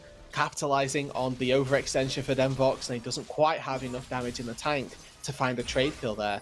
Really well executed again by Taxa and Kevo alike. As soon as Kevo is under a little bit of threat, instantly Safeguard Shield gives Kevo HP, and he arcane shifts away, recognizes that the threat there is if he dies, it's bad. so instead stays alive for as long as possible, uses the True Shot barrage from a long enough range that he can't get caught out, and just provides the added amount of support that Taxa needs to finish off the Xayah. So, 13 minutes in, this was when this game last time around slowly but surely started getting a bit more explosive and the leads getting out of control. Got out of control, but this time we're at a dead even game state. There are, in particular in the bot lane, we're seeing a very strong Kebo having gained 3 kills and 2 assists, 100% kill participation. But the top lane, that is the difference maker. Look at how Rifty at the moment is able to push in the waves, win these small trades, and I'm excited to see how much this means for the grand scheme of things when we get towards these 5v5s in the later game. Doesn't look like any of these leads are going to have too much of an impact for right now. In fact, if we look at items, Nilla is actually completed Mythic versus incompleted for Rifty, so may feel a little bit more emboldened to actually take these longer order trades, particularly with lethal tempo as well. If Nilla can get an all-in, that's when he's going to find an advantage, whereas Grasp of the Undying for Rifty becomes a bit more of a short trade pattern favourable for the Cassante. Oh, yeah, as you just said that, Nilla wants the long fight against Rifty, and he gets it. There we go. Mythic versus no Mythic, and once again, Rifty unfortunately falling down on this top side, the 1v1, despite the early ganks from No Name, despite the couple of efforts from Nash as well, not enough to offset this Jax's Mythic lead. And a great capitalization from the Verdant top laner, once again, performing above the expectations. Yeah, that is absolutely massive. Let's see what Ruddy can get back, though. They want to make moves on the bot side, where Erol is alone. No flash for him. Can clear the wave pretty easily with the Death Ray. A couple minions still there as the Chaos Storm comes out, but to no avail. It is Nash who picks up that kill, and now Voxner can continue to push in another wave, maybe even get a turret. Fairly easy to execute there on the bot side for Ruddy, but that is a response play. It's not them being proactive. It's them recognizing they don't have prior on the top side and trying to do something elsewhere. Second Herald falls, it's Verdant taking that one, and the first turret of the game also going to Nille. Independent of any real efforts of Verdant, it is just the top lane difference that we're seeing in this series, amounting to enough of a difference to give Verdant an advantage across the rest of the map. Turret will fall in the bot side, so Ruddy aren't completely unresponsive, but it is still gold lead in the top side for Verdant, and Nille again setting up his team to carry. Yeah, Nille has just had that monsterful performance. I just talked about it earlier, that I thought Rifty was doing particularly well that game, but Nille just able to abuse the one time when he really was ahead, not being pushed underneath the turret, not losing the trades, and he took it and ran with it. I think that was either his 3rd or 4th solo kill in this series, and we're only 1.5 games in. Not looking good for Rifty, and it's worth, recognizing that the Scion is getting a ban drawn every single game from Ruddy. We're seeing Verdant ban that out every time, but you should be able to fall back on something as well. If you've got one ban thrown at you and you're finding yourself getting solo killed, it is a bit of an issue, and clearly one that Ruddy are going to need to address the remainder of this series. Game not by any means over, though. Not like this game is being completely written off just because of that one solo kill, but it is a trend. It happened last game, and then they were able to snowball from this Verdant. Of course, Ruddy have already picked up more kills in this game, just 60 minutes in, than they had in the entirety of game number 1. But with that Rift Herald, they're able to finish off this tier 1 turret. Only the bot lane tier 1 standing before that outer sweep has been finished.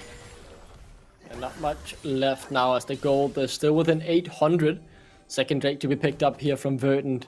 And what is still a very even game. Anyone's game at this point, as you might be inclined to say. If we look at scaling, though, I want to start talking about that slowly but surely as we potentially actually have a fight here. Maybe Ruddy wants to stop this second Drake from going down. The engage tools for Verdant are a little bit lacking. They're very telegraphed, right? Whenever Clyde's got stun primed, you have to be fearful, and you know that he's got flash, so you don't want to be standing all that close to the Annie. And Nille, you can see, just trying to look for these flank angles, but Ruddy have got enough engaged in their own right. Then Voxer needs to get here. Clive finds Nash, but there's no follow-up, and now they look to turn it around. They found 2 Texa, forced to flash away. Clive falls in the front line. As then Voxer now looking to get more, but a bit too far forward. CC'd up, has to cleanse it out, but he's down to 20% HP. Nida doing some damage in return, just poking down Erol, but no one finding each other, as it's just a 1-for-0 in favor of Ruddy. You can see that Verdant, they're feeling more powerful right now. Their health bars are higher, and they want to try and take this dragon. Reset from Rifty. He's now back with full HP. That's a fresh front line, but Nida so low. The flash in though, and now they can take Kevo. Flash away, but it works. He survives. He turns it yet again. How can Kevo not die as he finally falls to Rifty, who all outs now, but in a 1v3, he's set to die. Then Voxner, stopped by the Drake in his recall, and Verdant claimed the ultimate prize. You could see that Verdant were feeling themselves. They'd still got cease and desist ready. No name as soon as Kevo ease forward. It is the Ezreal sin as old as time. No name spots it. Q flash into cease and desist. But Verdant, they have just enough to follow up Kevo, help him out in this instance. And yes, he falls, but it means that Rifty sacrifices himself. No name and Nash both sacrifice as well. At the end of the day, taking the AD carry down is great if you're Ruddy, but if you're giving up 3 members and the Dragon for it, we do have to question its validity. These fights have already proven to be explosive and extended, and I think this game could be cooking up a very interesting couple of team fights, Rude, as the scaling slowly but surely continues. Just to round up, that was the Drake for Verdant. Big point for them, as they could look to get that Inferno Zone in 10 minutes time. But just look at the difference between our AD carries right now as well, because that actually had a really big impact. Kevo had got the Navori quick blades in that last fight as well, but you get to see what I was talking about with this build path just being superior.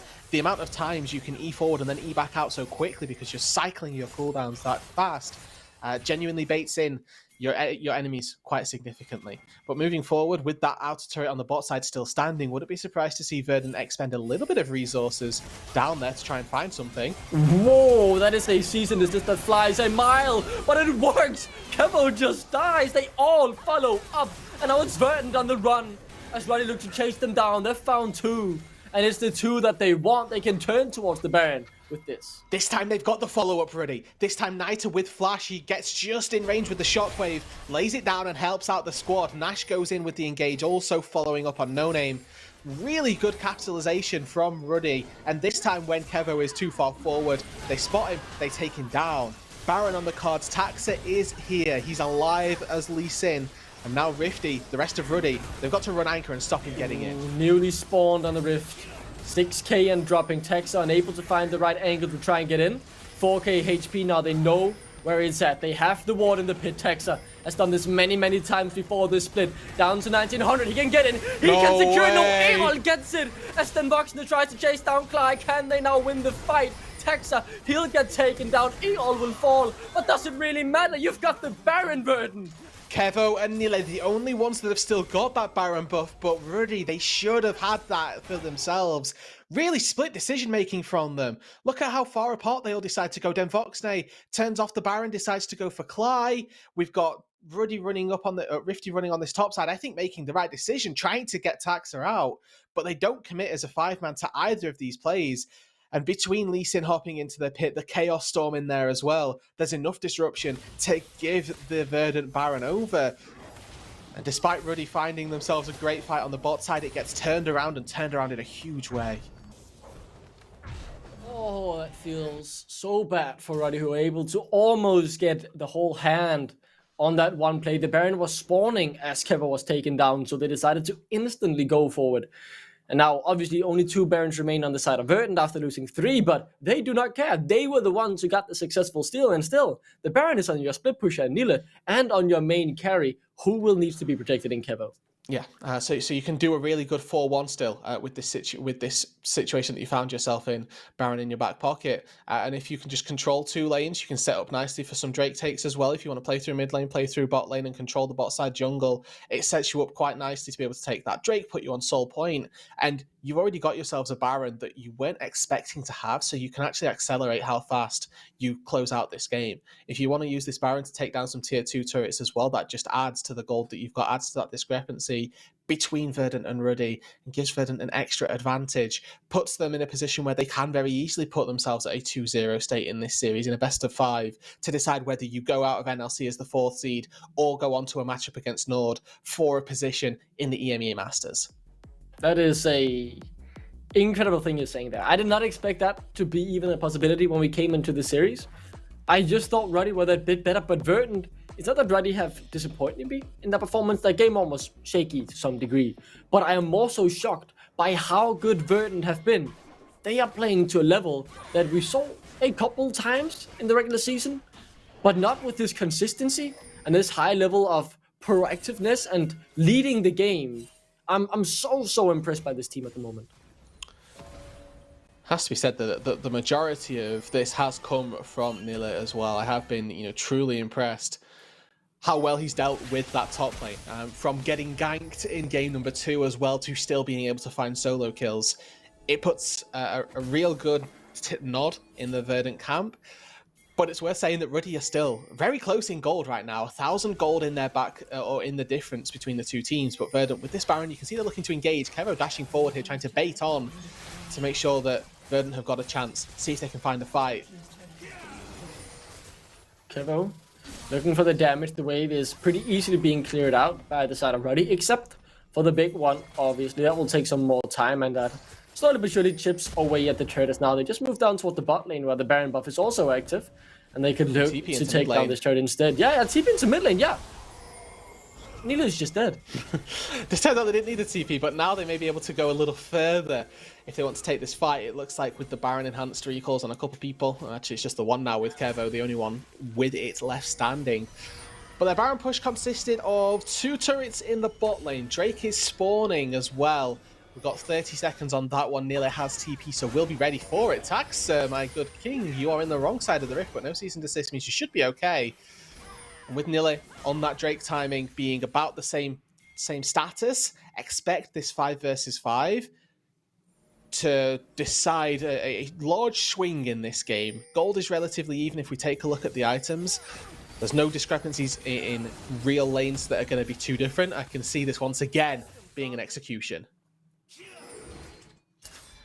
Yeah, it's the hands that needs to be checked one more time as a soul point now on the rift. Eyes on Knight of 404, 2 items on him. Can he find the big shockwave? Kevo has flash, has heal, should be able to survive quite a lot.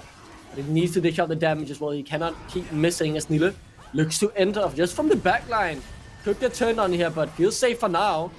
He's trying to rout them off. 3k HP and dropping on the Drake as they now look to go in for Kevo. He's locked up with the cease and desist. He flashes away and he stays alive. And there in the back line goes Nille. He finds them all, and as he gets all outed out, it is already a 1 fight for Verdant, who will pick up 3. They could look for more as Rifty and Knight are forced to run. A soul point is the prize for Verdant. And Verdant, they just expand and collapse at perfect intervals to bait Ruddy in and then constrict them in the river. Nille, flash engage with the counter-strike, finds a massive stun. And Rifty does his best to all out in time, but it's already too late. As soon as that counter-strike lands, Erol explodes his combo, Clyde the same thing, and Verdant dominate Ruddy in the river. They take the dragon, they take a fight, and they're going to take game number 2 if they're not careful. Oh, this is so good from this team, man. I am so impressed. I cannot wait to see the replay. Such a clean turnaround. And it was clear that Kevo, he's still the one they want to target, but when he has flash and heal up, alongside the countless number of arcane shift, he just dashes 5 screens away before you even manage to lock him up with the cease and desist. And now if they go for that again, they've got stopwatch on Kevo, so he's going to be able to immune No Name's engage entirely if they look for it. These shockwaves just not quite being where they need to be, unfortunately, for Naita. Yes, he's the one with this 404 gold lead, or kill score, winning mid lane, but hasn't been able to turn this into a full carry on a team fight just yet. Baron spawning in a minute's time now. That's going to be your prize. That's where the eyes of Verdant and Ruddy respectively are both going to be. But with Verdant now with a decided advantage in this game, they're going to be the ones dictating how it gets played out. It's now the pressure on Ruddy, it almost feels like, because they were the one to pick the last couple of fights and they have not won them. The goal lead is still just 2k, so the game is very much open, but the execution, it's all down to the hands. Erol now caught out, has the flash, but good damage back onto the Voxner. As he now flashes over the wall, the TP comes in as well from Nille, but he leaves his mid laner to die, as he instead finds Erol's 2 other kills alive. he finds more attractive. And yeah, Erol still alive for so long before he finally falls, and that now means Verdant can dash forward, as that's a magical snipe from Kevo to secure 3 kills for Verdant. 10 seconds on. No way you go back in here. Why are you doing this, No Name? He just falls to Nille. That's going to be tier 2. Going to be Baron as well. Verdant, again, just team fighting beautifully. Have to just slightly be querying the decision-making, I think, for Ruddy. I know that their composition goes in. I hope we get to see a replay and just get to look at quite how they got to this position. Baron's going to go down as a formality, but I think when you see Erol here, we should just be focusing the Victor. He doesn't have a good flash angle, and if you can take down that Victor, it makes that fight significantly easier for you moving forward. Instead, you go on to somebody who's going to, have a lot of maneuverability to get out to safety, and the amount of chaos that Erol causes in the backline, it cannot be understated because he's spending so long dishing out damage, distracting all, really, of Ruddy.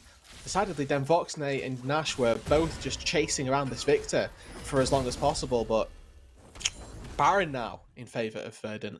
Soul point for them as well with the Infernal Soul spawning in 2 minutes time. That is going to line up beautifully for when they come out of this Baron timing, so they can make their full push with the Baron, get maybe an inhibitor turret at the very minimum here, and then default back to the Infernal Soul and make their next pushes, their next team fights, even harder for Ruddy to try and win. I'm a bit shocked because it's some of the inconsistencies we saw from Ruddy throughout the regular split that are showing in this series as well. But the fact that Verdant are able to punish them for it is some of the things we failed to see against Ruddy earlier in the split, but other teams were playing against them. Ruddy might have shown some inconsistencies, but they were still just heads and shoulders beyond their competition, so they managed to pull through in the end and win the games. And here in the playoffs, it's just not happening the same way because Verdant have leveled up massively. Massive wave in this bot side for Verdant. Hopefully they can push this through to the tier 3. But you can see they're actually spending a little bit of time using Nila in the mid lane to try and split the resources of Ruddy.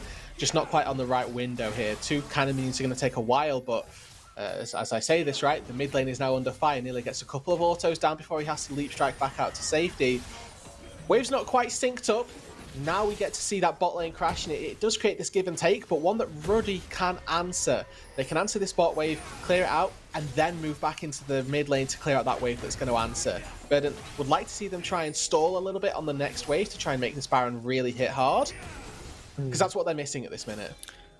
Soul up in 30 seconds as well if Verdant want to turn to that, but I'm looking at Nida now, sorry.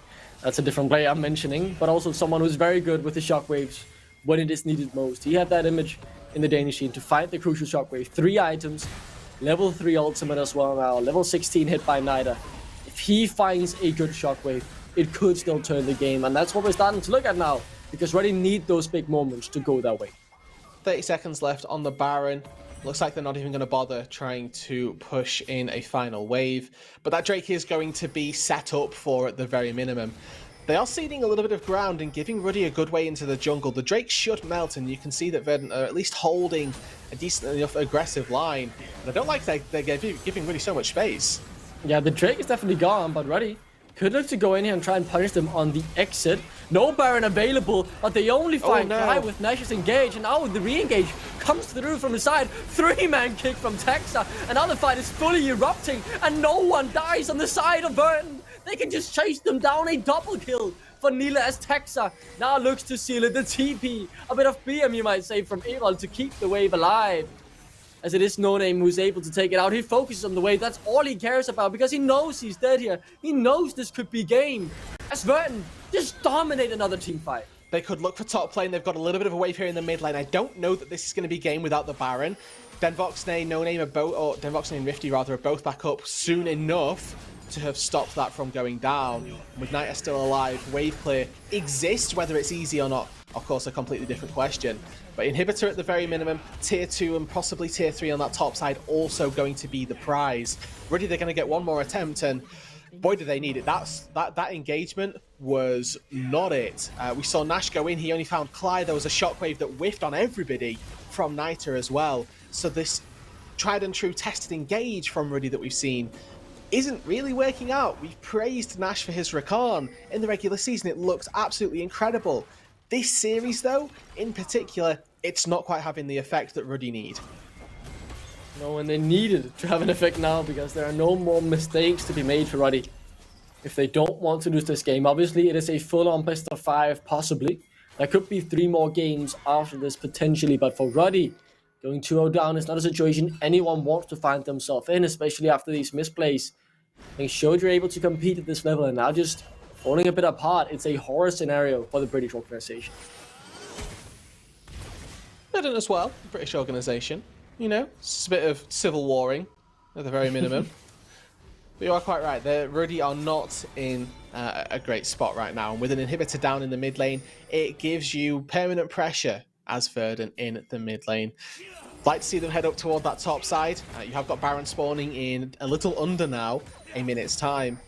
Get those resets through, everybody. Let's spend our gold. Let's have one final 5 versus 5, one final exchange on the map, one fight that decides how this game ends up going down. Of course, it's a fight that Verdant are going in with a massive advantage. 10,000 gold, if you want a number for it specifically, and numerous item advantages across the board. Verdant pushing in the mid wave here, 30 seconds on the Baron. And we can see Ruddy already setting up a trap. I think Verdant are feeling that something is awry. As he's now channeling it up. No, they don't sense anything. The TPs are coming through. The fight is blown out. They're going for Evil and they're locking him up. But then Voxner disappears off the rift.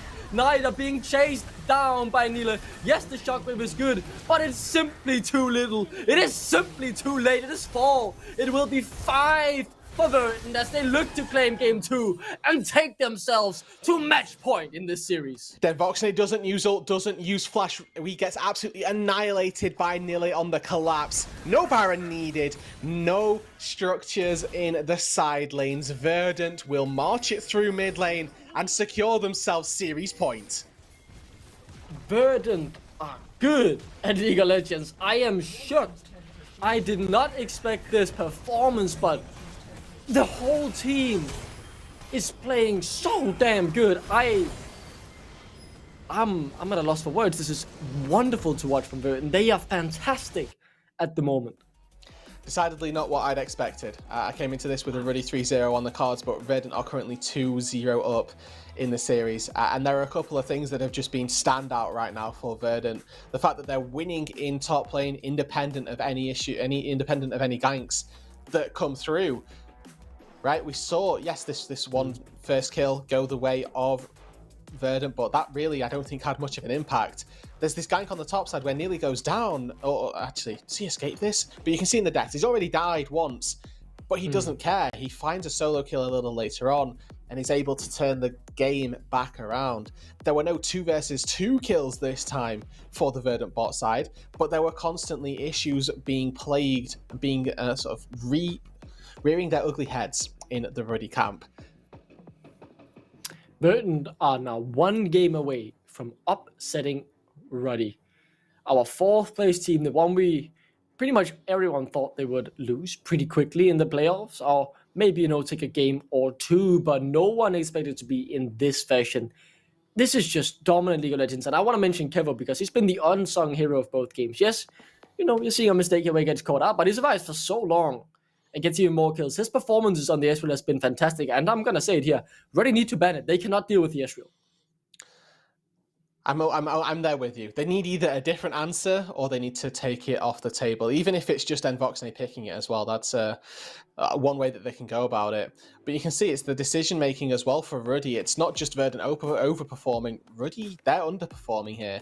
This Baron is, I think, quintessentially, it's just depicting perfectly how messy it feels to be on the Ruddy side right now, because they take that Baron in such a haphazard way that it leads to Verdant finding it and then them being able to really push an advantage. Because we forget, there was a position in this game where Ruddy were, even if not ahead, it looked like Niter on this Orianna was going to absolutely manhandle Verdant. Unfortunately, it just wasn't the case. They lose out on the Baron, and Verdant really, again, capitalizing well, playing this patient game that nets them a win. And I think the Orianna is a really interesting talking point as well, because clearly you can see it on Niter's score. He's done something this game. He's been able to build up a CS lead and all, but in the team fights, he just doesn't have the impact that I want him to have. He's being outperformed by the opponents. You can see that he's trying to cut around, but he's dealing 0 damage to someone like Nile. He's doing nothing, which is really, really shocking. And Niter, one of the guys who I would expect to be able to carry games, the Orianna just not working out. I want to see him on something different in game number 3 as well, because his lanes has been perfect pretty much all series, but he's just not coming through in the team fights. just hasn't felt like he's been able to be the carry that we know Naita can be. We saw him on the Jace throughout the regular season have really solid performances. That is more a champion that we get to see individual playmaking capabilities, but Orianna does certainly feel as a champion a little more dependent on the rest of the team. And if in this series Naita is the only one performing at the highest level that is needed, looks like he's the lone ranger really for Ruddy that is performing at the level that we expect. Need to see him on something a little more carry centric, and it's not to say that Oriannas can't carry games, but they just need a little more in the tank and a little more support from the team. If you go for something, this isn't a mid lane pick, but to drive home the archetype, a Vayne for example, where it doesn't matter how bad your team are doing, you can just carry. It's the type of mid lane that I want to see from Naita. Maybe the Vayne mid lane. I mean, it wasn't Vayne who brought out in the EULCS back in those days. Regardless though, something needs to change for Ruddy, and we'll find out what right after this break, because when we come back, Game 3 will be live, match point for Verdant. Can you believe it? The upset might happen. We'll find out after the break.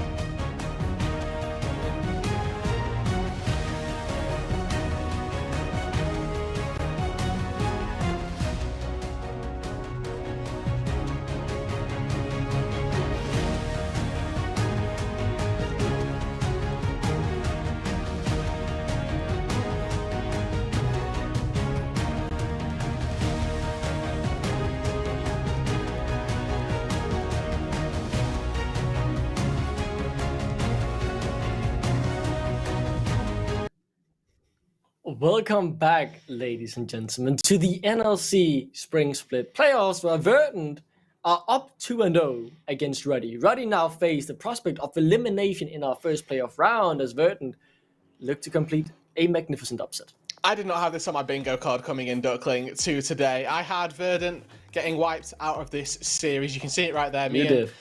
Myself, and I'm bringing Veteran down under the bus with me because we're both in the lows right now. It's 2-0 to Verdant, and I think that I was certainly expecting this to be a fairly one-sided series. Now, Middle Cut has got this being a potential reverse sweep angle. Knew that at least 2 games were going to go to Verdant.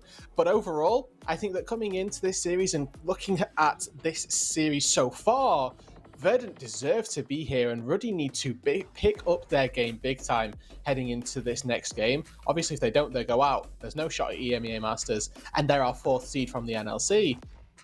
So this is the game, really, to turn it around. I mean, you have to turn around now. That's the thing. There are no more second chances. We're in the lower bracket. You lose a series, you're out. And for Ruddy, they are now facing their backs against the wall. You mentioned they've been playing under the level we expect for them. Verdant has also been performing better than we expected.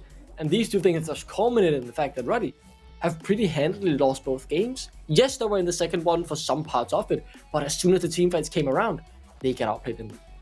Yeah, and I think that I've again still not seen the parts of Ruddy that made me fear them so much through the regular season. I think they were a really good side.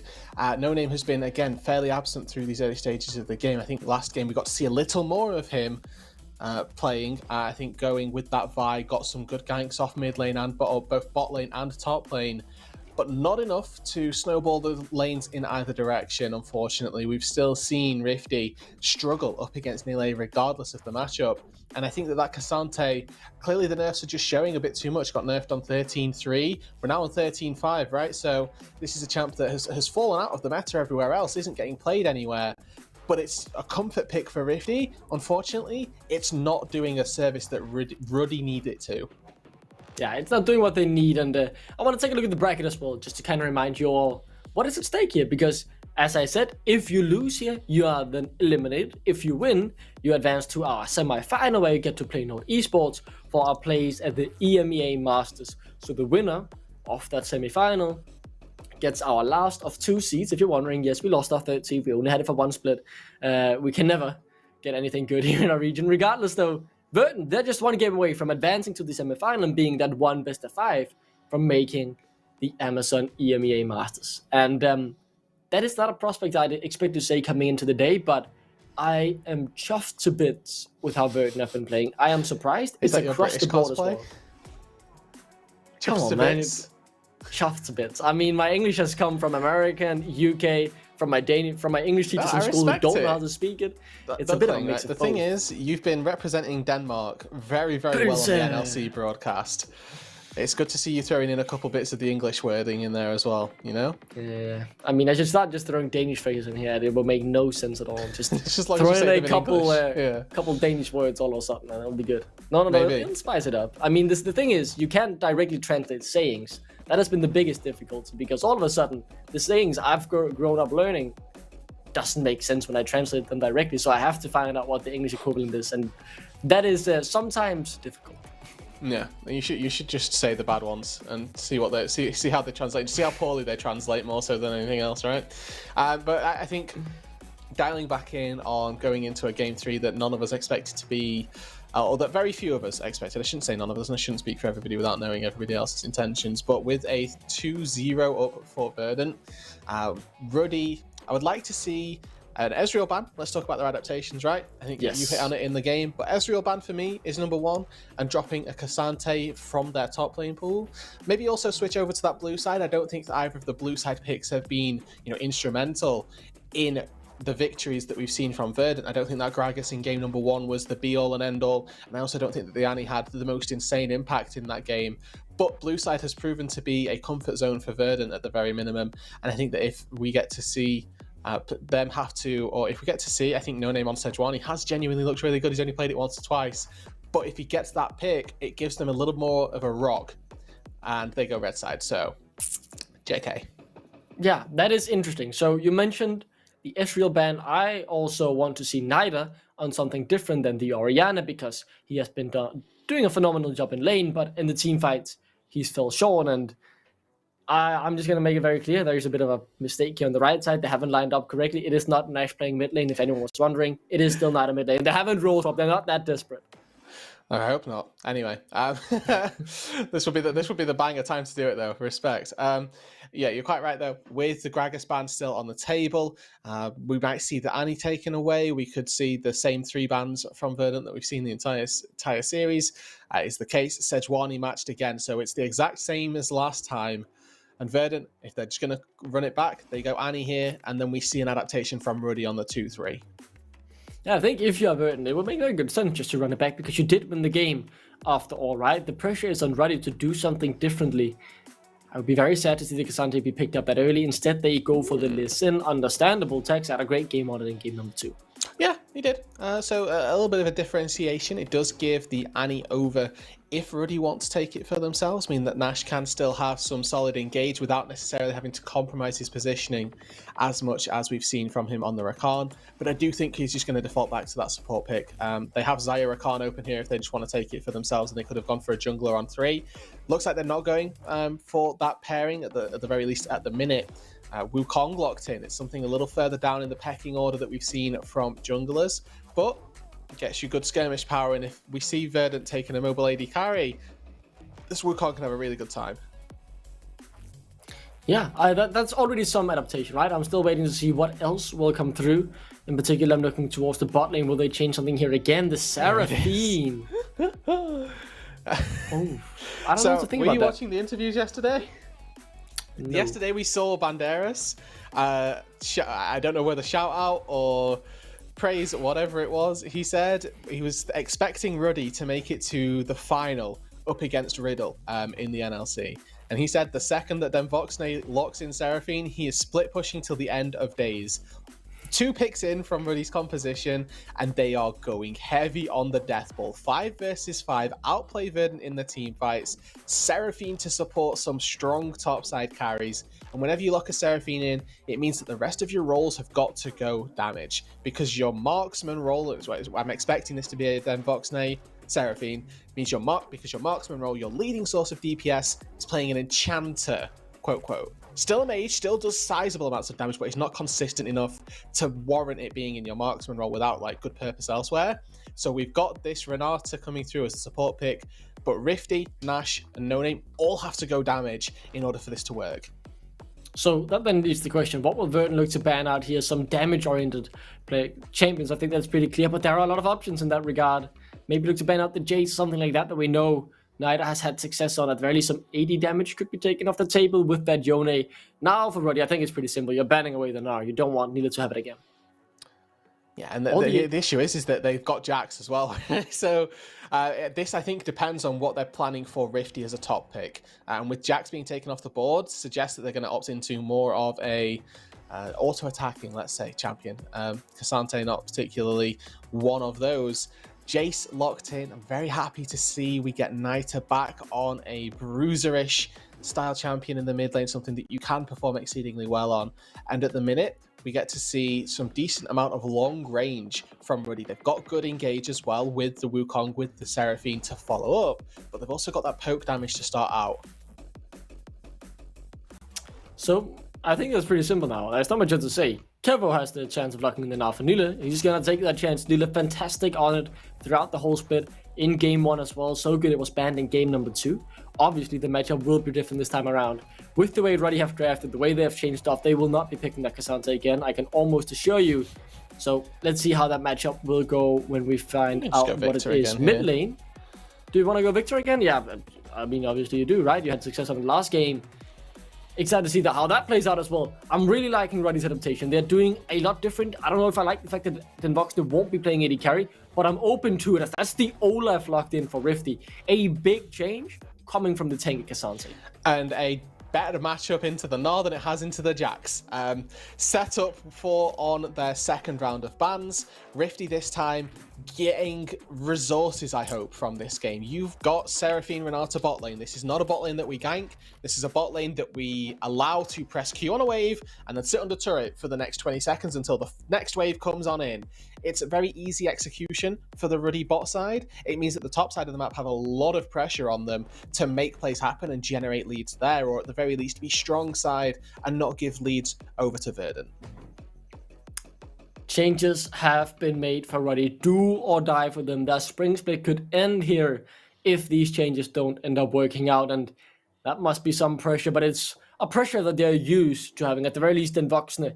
This guy's mental in these best of fives is something that I've experienced behind the scene, and I am oh so impressed. Having watched them in that call when they were 2-0 down against Fnatic Rising when he was on Trick back in summer 2021, he in particular was one to say, guys, look, I know we've ended, I know we've played bad. I think we should change things up. This is what I want to play. This is what I want to do. We can win. Just give it everything we have. And I mean, they ended up coming back. It was a bit of a poor motivational speech, but it worked. And then he did it again the year later with Dusty. I mean, the man is working miracles, and now giving up his AD carry position to play the AP carry, he definitely has a thought behind this. And I'm excited to see how it turns out. So am I. You got a really strong stabilizing 2 versus 2 on the bot side. You're still playing against Xayah Rakan, which is very powerful, still finds a lot of engagements and can win all-ins quite easily. But it puts a little less pressure on Voxne Nash to be the be-all and end-all of this team composition.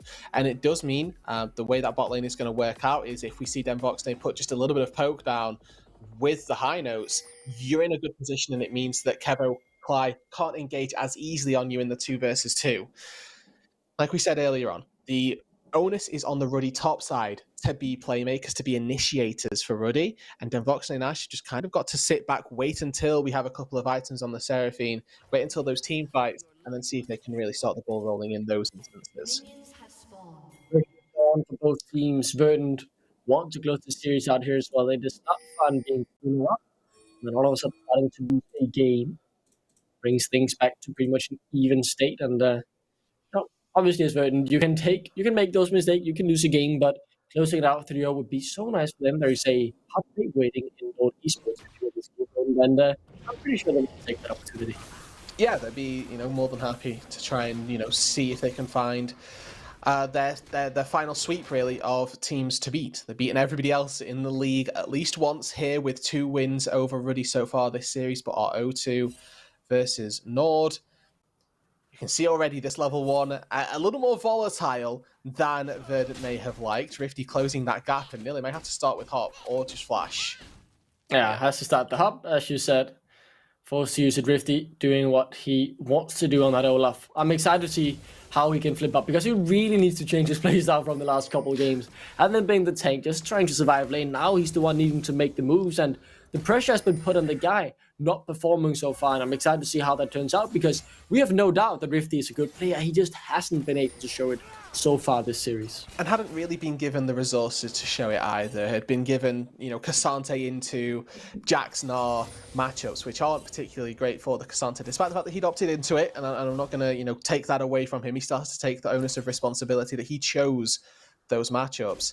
But now has this Olaf, which obviously you can be much more aggressive with. Both of our junglers pathing up toward this top side as well to hopefully impart some wisdom onto the top laners.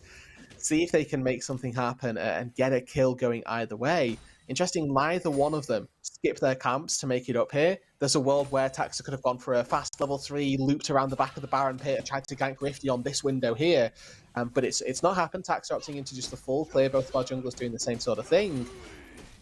For the moment, the top lane is unimparted, but we could see very quickly one of them head up there. Zooming down towards the mid lane again, we've mentioned Nida in every single laning phase, being impressed by how good he's been, and I think the champ I've been most impressed by Nida on this split has been the Jace, so I'm very, very happy to see him go to that, because we know we can have the good laning phases he has been known for this NLC split, but also have the desired impact in team fights. As talking about fighting, there's a little bit of a fight over the Scuttle here. Texa doesn't have a smite, neither does No Name, so instead they start whacking each other away. But it is the level advantage for No Name, who has gotten the full clear through. Texa needs to get out. Rifty will be getting down here first. Texa very low as Nida. Forces Texa to jump over. That's the Scuttle going over to Ruddy. Level lead plus prio in both lanes. Means that Ruddy are able to secure this first Scuttle, and No Name most likely going to be able to move down to the bot side and take that crab as well. Nash and Voxne are also sort of pathing into this mid lane, trying to help out the jungle, the mid lane. They need to get this wave crashed in so that Niter can get a recall, make sure that his lane is not in a really bad position. But it is overall win for Ruddy. Secure themselves a crash for Niter in the mid lane, get both Scuttle Crabs, just a little extra gold going into the next couple minutes of play. Certainly, tensions are high. I think that is fair to say, yes.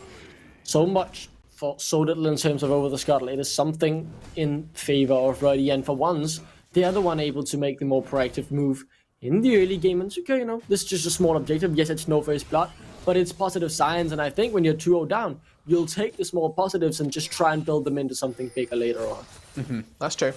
On this bot side, though, it looks like Cly and Kevo having a fairly decent time of things. Got a slight CS advantage. They found a cheater recall earlier on as well, so have been in a well-executed bot lane for themselves. They do have the advantage in this 2v2. It is to be expected, but it's still good to see that they're executing on it as they should be. Kevo, as you mentioned, has been a bit of an unsung hero during this series. That Ezreal was really impressive in games 1 and 2. Now we get to see him on something with a little less maneuverability, but something I will say with just a bit more damage in the Xayah.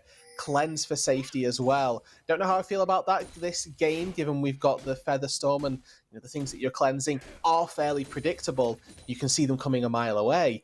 But he's opted into it all the same and is going to be using it, and it gives him a little bit more freedom as well. You don't have to necessarily ulti over the hostile takeover. You can just tank it, cleanse instantly, and then continue to DPS. And Rude, I really, really love that you've opened that conversation, as Kevo, as you say, has been an unsung hero, and he's been that for a long time. He's been very underrated, I want to say, in the NLC. He's mostly been rated on the fact that he's very adaptable. He plays mage as well. He's willing to take the APC, but he's often seen as a low-resource AD carry who just sits there, scales up, and does, whatever he can in the team fights.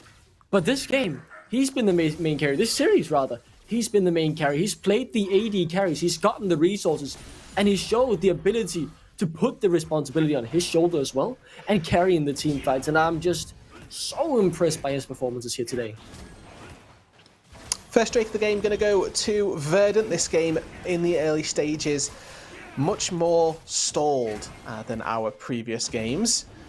We get to see a little bit of a lead for No Name in that jungle role. Currently 3 camps to the good. That is a result of Tax's early pathing, taking him to skip the Raptors so that he was on the top side at the right window to match No Name, but also losing out on both those Scuttle Crabs. You can see there's a slight difference between our junglers right now. No Name has completed his second base, has a little bit of a better recall, better items in his inventory with the Sheen and a longsword, and can make some proactive plays on the map at this window with that advantage in his back pocket. You can see Nash also clumping up with him. They could be looking for this red buff invade. They know the window, obviously, with the blue buff having spawned for No Name. They know that they can opt into this red as well. Yeah, Tax are only level 5, and he's all alone as well. Yeah, here comes Clyde, but he's only level 4, and if he jumps over, he'll meet a level 7 Niter, so doesn't want to take that chance. Has to just give up his red buff. And it's yet another small win here as Texa gets denied any early game action, gets denied his red. He's still not level 6, so no easy opportunity to gank, really. That's a good start here for Ruddy. Forces the flash out nicely from Aaron here in the mid lane. Okay, so Niter's flash burned. Nice little window shown by Tax. I think he's trying to leech 6 off of the mid wave. There we go. And maybe going to look to make a response play on the red buff. Really like that No Name and Nash just combined with one another right there to find that window of advantage and use it, right? Mentioned that No Name was stronger. The way that Ruddy forced that by walking into the enemy jungle, taking away a camp. Now they know this Rift Herald is going down. Nash is already up here. 4 versus 4 brewing in the top lane with level 6's hit for most of our teammates. It looks like Verdant are going to get the Herald, and doesn't look like there's too much of a fight to be had either. So a quick win for Verdant there. They get out and make sure that they've got the objective as well. That's very nice attack. So he didn't want to flip a 50-50 as he is actually behind on getting his smite upgraded compared to his counterpart. So good little secure there. Allows them to maybe get some more gold into the pockets they find. They find it most necessary, as they do have a lot of options to choose from in this game. I wouldn't mind blame them if they, for example, threw it on Neela, because, we've seen Snar do good work before, so a lot of options here for Verdant to try and place that within the next 6 minutes. Small thing I'm noticing about the bot lane, currently a CS advantage for Kevo, experience advantage as well, and in the recalls, Kevo has been resetting at his best timings, always on his own front, on his own decision, really, to go back to base, as opposed to then Voxney, who, even though he may be deciding to reset, is losing out on those recalls. Kevo is constantly pushing waves, getting back to the bot lane, and losing very minimal in terms of experience, gold, minions. But whenever Voxney is going back to base, it's not quite the case. Spent a little bit of time moving to the mid lane earlier to help out. Now we've got Nile on this top side. You need to be careful. Olaf can turn the 1v1 in an instant. Nile can see. He's recognised this, knows that his Gnar without Mega is very, very squishy, and you don't want to give Rifty free reign to just wail on you. Yeah, Nile has been playing with respect, I think that is fair to say. And that means Rifty has been able to build up a nice little 10 CS lead, but unable to get any kills due to the caution of Nile. So I think Nile is happy with that one, but Rifty has been able to get, a little bit. And talking more about that, has Ruddy not put enough resources up top? Because I'm just thinking about it. Ruddy hasn't really done much topside. It's been all Rifty having to build this lead for himself. No, but I think that's what you expect with the Olaf. They set this up in the draft. Here they go mid. Yeah, I mean, they're getting something mid, that is for sure. Erol has already flashed, running towards his teammate, but they're pretty far behind. The flash to follow as well from No Name will secure the first blood for Nida, a crucial one for Ruddy. No, and to answer your question here, Duckling, I don't think that leaving Rifty on his own is a mistake for Ruddy. I think that they've done a great job at leveraging No Name's just small advantage from the jungle to giving them a fairly sizable advantage on the map. Now with Kevo, one lucky Tax not quite able to find the angle onto BB there. He might be in trouble, actually. Locked up by the Encore. Here comes the hostile takeover as well. Yeah. Pays for his sins there, misses the kick flash, and rightfully gets punished. A lot of ultis burned, nearly kills Rifty. No way. You're kidding me. How does he do it every time? 3 games in a row, he's solo killed. I mean, This guy's just too good. Nars is most played for a reason, knows the matchup, and like you'd mentioned, had been playing respectfully in the Olaf matchup, but that doesn't mean that when you've got an advantage, Nilla's not going to push it. This is 3 for 3 games now, different matchups every time. And Rifty, unfortunately, not quite on the mark, not quite ready for what Nilla's putting down on this Gnar. He takes 2 plates as well, 3 plates as well on top of the kill. So he gets 300 gold for the kill, and then an additional sort of 525 gold for the plating going down. So it's the platings that are actually worth more. Holy moly. I mean, I just think that matters so much. I mean, Nil is just too good, and now Verdant somehow able to get the Drake as well. That's the second Drake. They still have the Herald yet to be placed. 2 minutes left before the plates evaporate. So needs to make that happen soon. But my God, Nile, he's been near perfect this whole series. Yeah, I can't argue with that. The plate on the top side, I think Rifty might try to just overextend for an auto attack. Let's see, because Nile might be able to punish that. Okay, doesn't go in for the auto on the turret, but just sticks around for the gold. Has the hover of No Name as well. Herald summoned in the top lane, in air quotes, as it has to make a bit of a descent through the wave. We'll have to see what sort of response Ruddy can put up to this, because if it crashes, it's going to take the turret. But Verdant are committing a lot of resources up to this top side as well. It looks like everybody's coming up here. Yeah, everyone is moving up here. The party. The whole Verdant bot lane is coming as well. No Name goes in on towards Tex. He's gonna get blown up here as the handshake denies any chance of his escape. The charge comes through. That's gold into Tex's pocket, but he pays for it with his life. Yeah, Verdant, unfortunately, their bot lane just a little bit slow. Rifty doesn't have ulti. He has flash, though. No Ragnarok. There comes the quickness. Misses. Good flash from Rifty, and he's out to safety. Nilla should just base and give Kevo this solo gold on the turret, because whilst we've seen Nilla do really well in the 1v1, Kevo's done really well in the 2v2 and has a decided lead over Voxney as well. So looks like there's just too many people from Ruddy to allow that turret to fall. They are shielding this one very well, but this is all reactionary, all a play made because they have to, not necessarily because they want to. Yeah, Taxa has to go down and try and stop Voxney from getting too much on the other side in the meantime. Catching the wave as well. TP in from Nile. So that means Kevo is now alone on this top lane. That could be a bit dangerous. Does have everything up though. And Cly is not too far away. So he feels safe enough for now, as the game has been a quieter one. A small lead has built up for Ruddy. And that is mainly in the mid lane yet again. Yeah, this swap is going on a little too long for Verdant. I think that their goal was to try and push in, use the Herald to just take down the turret in its entirety, but now they've got to stick around for basically 2 extra waves before it falls. They know that Nash and Knight are coming, and again, this is another wave that Kevo and Clyde can't take this tier 1 turret. The mid-game movements from Verdant not quite well enough executed. With the Herald spawning again in the next 10 seconds, that second objective on the top side of the Rift is either going to need a little bit of attention, a little bit of focus from Verdant, or it's going to go the way of Ruddy. We'll see what happens here mid. I want to keep my eyes on it because we already have a lot of good burst damage. Texa doesn't want to take the Sonic Wave. Chaos Storm invested here from Verdant as the second Herald is on the Rift, and that's an ultimate gone for a potential fight. Yeah, it does make it quite difficult, but with no plates on the top side, it means that it does just melt under the weight of Xayah with a Gale Force.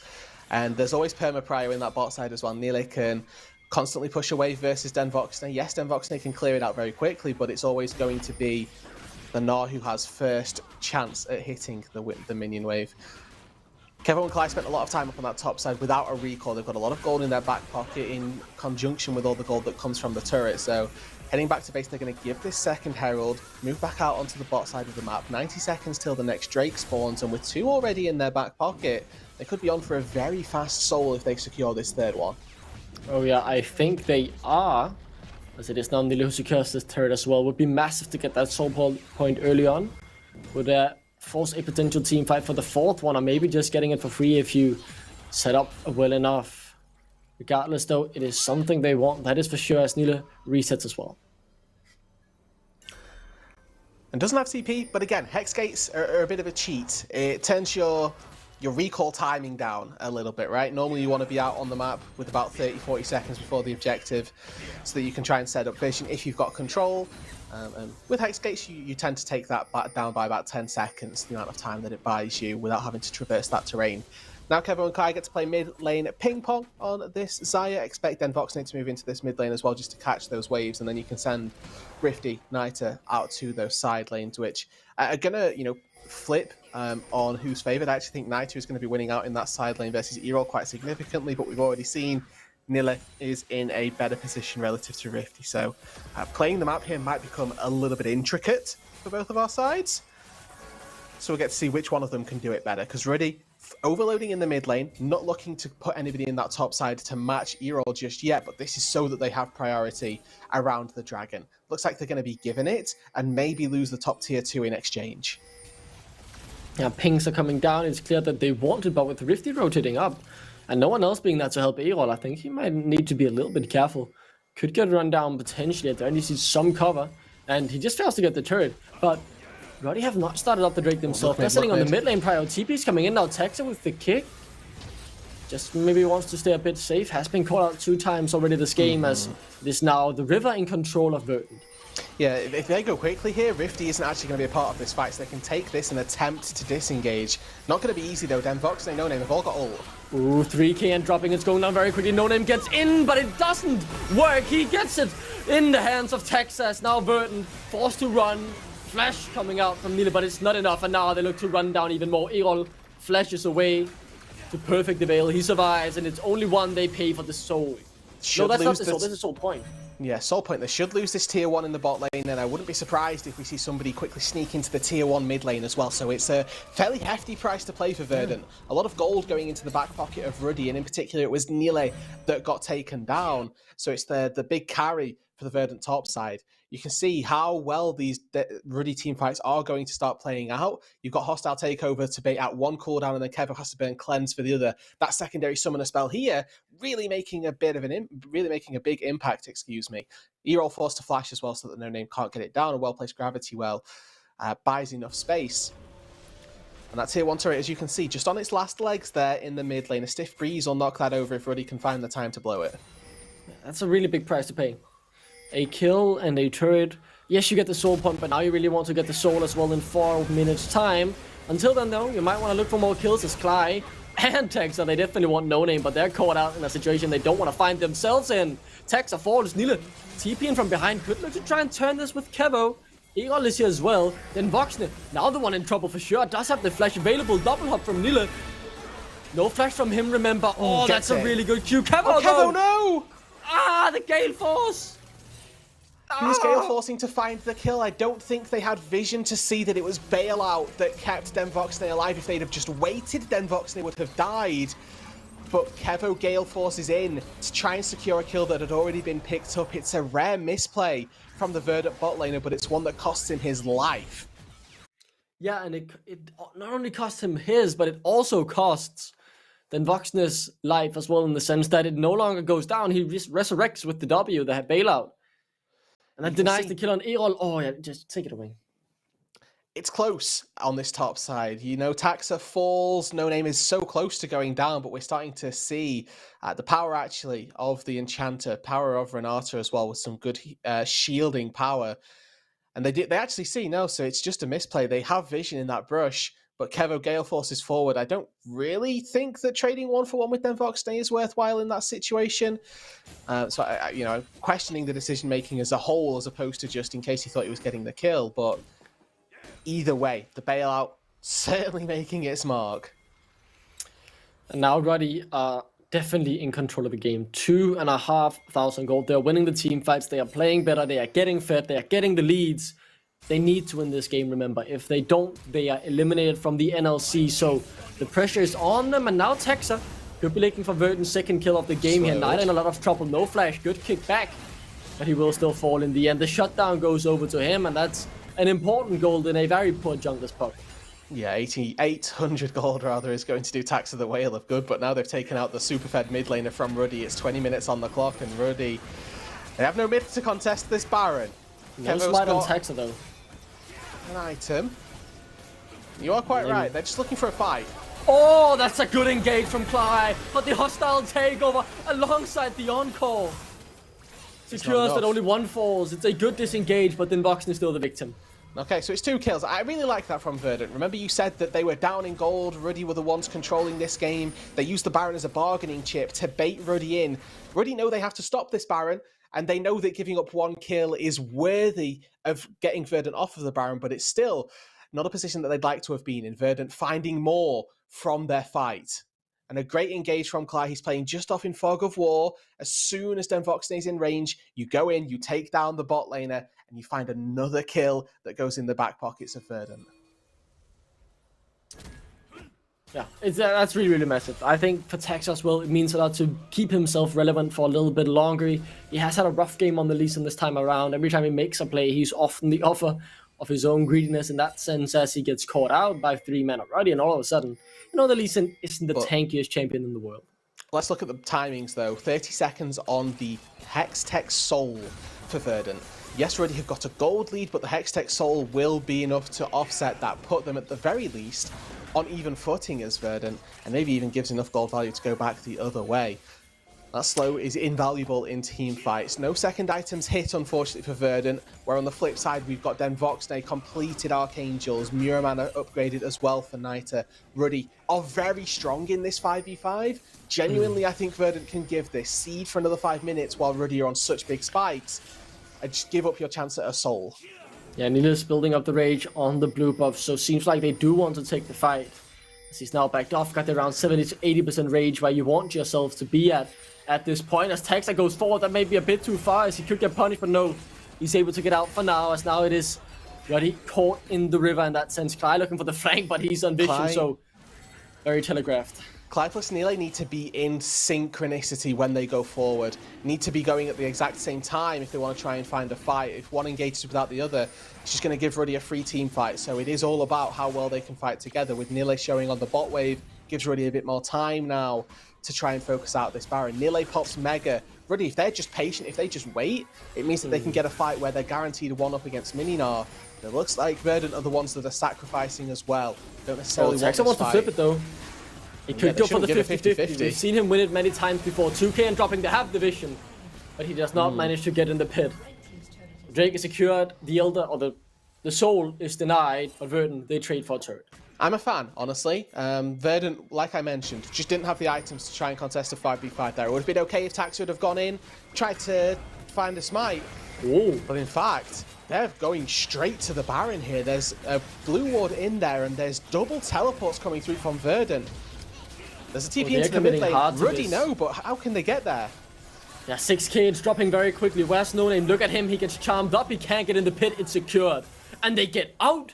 Verdant, underneath Ruddy's noses, get away with murder by getting that Baron. Oh wow, and No Name doesn't even use the Cyclone. That is beautiful from Verdant. In that sort of pressure situation, so many good decisions from them. They recognize they can't find a 5v5 without those item spikes and don't go for the fight around the dragon. But Ruddy, they've not done their due diligence around the top side. They think, hold on, they've backed away toward the bot side here. Let's move in and start up this Baron. Let's see what happens. It's 6k before there's any form of response from Ruddy. And at that point, they know they can burn it down. And if they can get away with even only losing Cly there, they'd be more than happy. But Cly on this Rakan, incredibly slippery, also manages to get away. And Verdant, they've just turned the game back in their favor with that gold lead.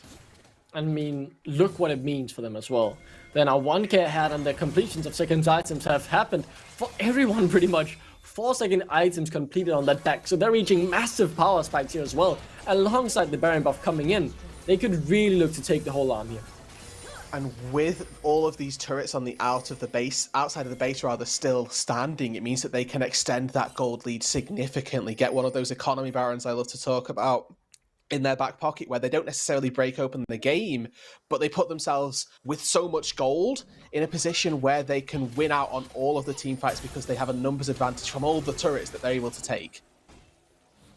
It is Ruddy though, pushing 5 man towards the mid lane, just grouping up, saying if you want to fight us, you have to fight us all together. Feeling confident in the 5v5 stills as the Baron buff tries to get as much use on the side of Verdant as possible, pushing multiple waves. Cly, very grateful for the Hex Gates there to get himself out to safety. Yeah, a little bit of a cheat code for Rakans, the fact that they have so much mobility, and then you can also use these Hex Gates if you're in such a position to need to. But now we've got Verdant pushing through on that mid lane. They've reciprocated a push. They've got a big wave coming in as well, whilst Ruddy spent a little bit of time shielding Nilly's push on that top lane. They've not fully responded to what the Verdant squad are doing in the mid lane, and that's another turret now going down. They can transition 5 people onto this top side. These tier 2s notoriously difficult to defend because of this dive angle. Here comes Cly, he wants Schneider, and he's going to get him as well. Massive kill there for Verdant. Do they want more though? The Nari is still available. Nila has the flag, finds 2, but not into a wall. The follow-up still there though. Eyes on Rifty, but he's melted as he finds 1. He'll fall afterwards. It's Verdant still charging towards the base as they're the one winning the fight. This is them going for a beautiful play in the top side. Their map movements have been exquisite this entire game 3. Ruddy challenged them on a micro level this time, but in game number 3, it's Verdant beating them on a macro scale. Inhibitor turret under fire. The inhibitor is going to fall as well. And Verdant are 1 good push away from going to the semis. They're all quite low though, around half HP. Nila about to Nara, they need to back off. And they do it at the right time. The respawn starting to come through, a minute on a soul that could be theirs as well. Oh, Verdant, I am absolutely gobsmacked by your performance. It is so good today. And this is why these tier 2 turrets are so difficult to defend. Look at how easy it is for Clyde to get into the backline. You just loop around on this turret. It's so isolated relative to the rest of your map. And Verdant collapse underneath the tier 2. They take it down and then find a great fight afterwards. It's a little unfortunate on the timing for Rifty there. Finds a kill, then the bailout procs, and then he obviously can't come back to life because he can't find a second kill off the back. But those small intricacies, not the thing leading this game to be so one-sided. It is Verdant making proactive moves at the decidedly correct times that are getting them to win this game. Now they've got 1 last push, 1 last objective in that ocean, in that Infernal Soul to go for. If they can make that work, they're going to find a great win. I mean, they might just want to go for the fight regardless. Look at Cly. He's on the flank. Nila has to hop away to safety there. But that's a big cooldown. No encore for an Infernal Soul fight that spawns and starts within the next 5 minutes. Ruddy are at a massive disadvantage now going into this 5v5, and Cly's off vision. He gets spotted here, but constantly looking for these angles. Ooh. Kevo's poked out though. Niter is starting to do his own fair share of work. Kevo needs to find a wave, something to sustain off of. He's relying exclusively on Bloodline to do it. He hurts though, and Nila has no Mega now, so this looks kind of bad for Verdant actually. The Drake resets. It's Cly who has to find the engage. But wait, without Nila being big, he can't find it himself, so it has to be Cly if they're going for the poke. The sustain is so good for Ruddy. Look at the top side, though. Verdant are waiting for that top super minion wave to go forward. Oh, the hostile takeover goes completely wide and into the pit goes Verdant. They want the steal. Can they get it? But does it matter as it goes over into the hands of Ruddy? They found one in the fight. Nila trying to buy as much time as possible, but he's slow. Same goes for the rest of Verdant as they peel back. TPs could go in to the base, but they don't want to do it. They want to reset instead. Rifty had found one, so it's a 1-for-1. As now maybe they want to stop the backs. Tags are too far forward. Goes Golden. The TPs. TPs are in the base. It is only Nila for now. Erol could look to follow as he goes back into the base. He's full HP. Can they stop him? He's on the Nexus turret. He's building up the rage. Then Voxney has 0 mana. And as Snyder nearly dies to the minions, this could be game. Erol could look to pop him right here. The Death Blazer goes wide though as Nila looks to build up the rage. Rifty is here. It's 4-man from Ruddy. Verdant have to back off. They cannot end the game here. They cannot win the series. Nila potentially caught out. No flash. The hop already used. The handshake comes through. And the top laner from Verdant gets shut down. But they get 2 Nexus turrets circling. If Ruddy make one misplay on the map, their series in the NLC is over for spring. They are in a really compromised position. That top wave has to be mandated every single time. They need to push every wave out. They cannot give a moment's notice. And now that that Baron has spawned, this is a small window where they can look to take an advantage. Nila is dead. They have a 5v4 on the map. And Nita has teleport. He can stand and wait, clear these minions, make sure that Verdant don't do anything tricky, and then TP into the fight if they need him.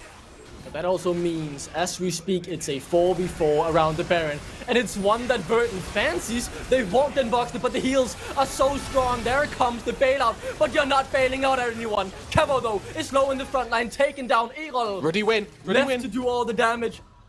Back in the base, though, they have to go back and defend these minions. They cannot get the Baron. It is Verdant who, in that regard, succeed. This game is so intense. Naked Nexus for Ruddy, but they're still taking fights confidently around the Baron. They had the numbers advantage, so they felt confident to go for it, and Verdant expended a lot onto Den Voxney. But this is why we mentioned the rest of the Ruddy composition needed to be damage-oriented. This time they take out Den Voxney, but there's enough left in the Ruddy tank to finish off the team fight and send it in their favour. The Olaf, the Wukong, the Jace finally starting to hit those big damage numbers and give these wins over to Ruddy in the team fight. It is incredibly close, and this game could still go either way. But Verdant, they have got the open Nexus. That inhibitor in the top side is going to respawn in the next minute. So that permanent pressure in the top side from Verdant's perspective is going to go away. It gives Ruddy a little bit more of a neutral playing field, but it's always something in the back of the mind that if they don't see people on the map, maybe they're just running top lane and maybe they're just going to end the series. Ruddy cannot afford any more mistakes. They've lost 2 games on the verge of losing 3, but they're just 1k behind.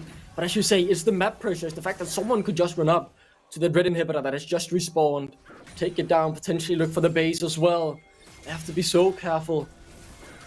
Have to scrutinize every single thing happening as well. So if there's like a slow pushed wave that doesn't get answered, minions can slowly take down that inhibitor as well. Baron started up though by Ruddy, 7,500 HP. Taxa's here. The rest of Verdant, they're all here.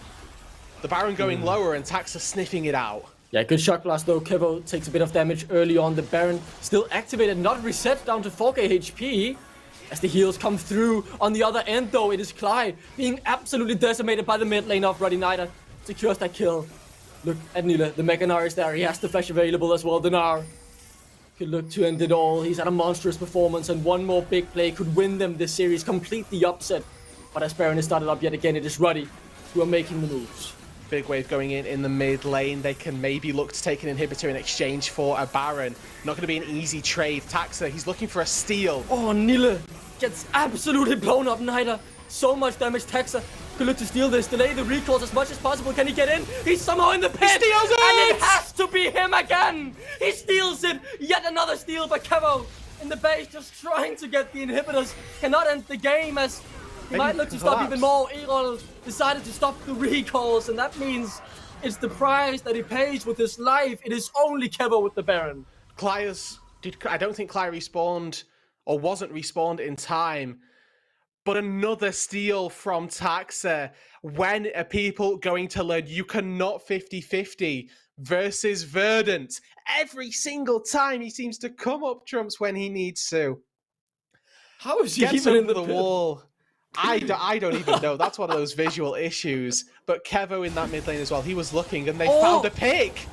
Knight Not is just a dead. pick, that's a Nida. That's the one man who has the damage to carry a team fight. And if Great Kevo flash. survives, it could have been game. As you say, great flash from No Name. A crucial one.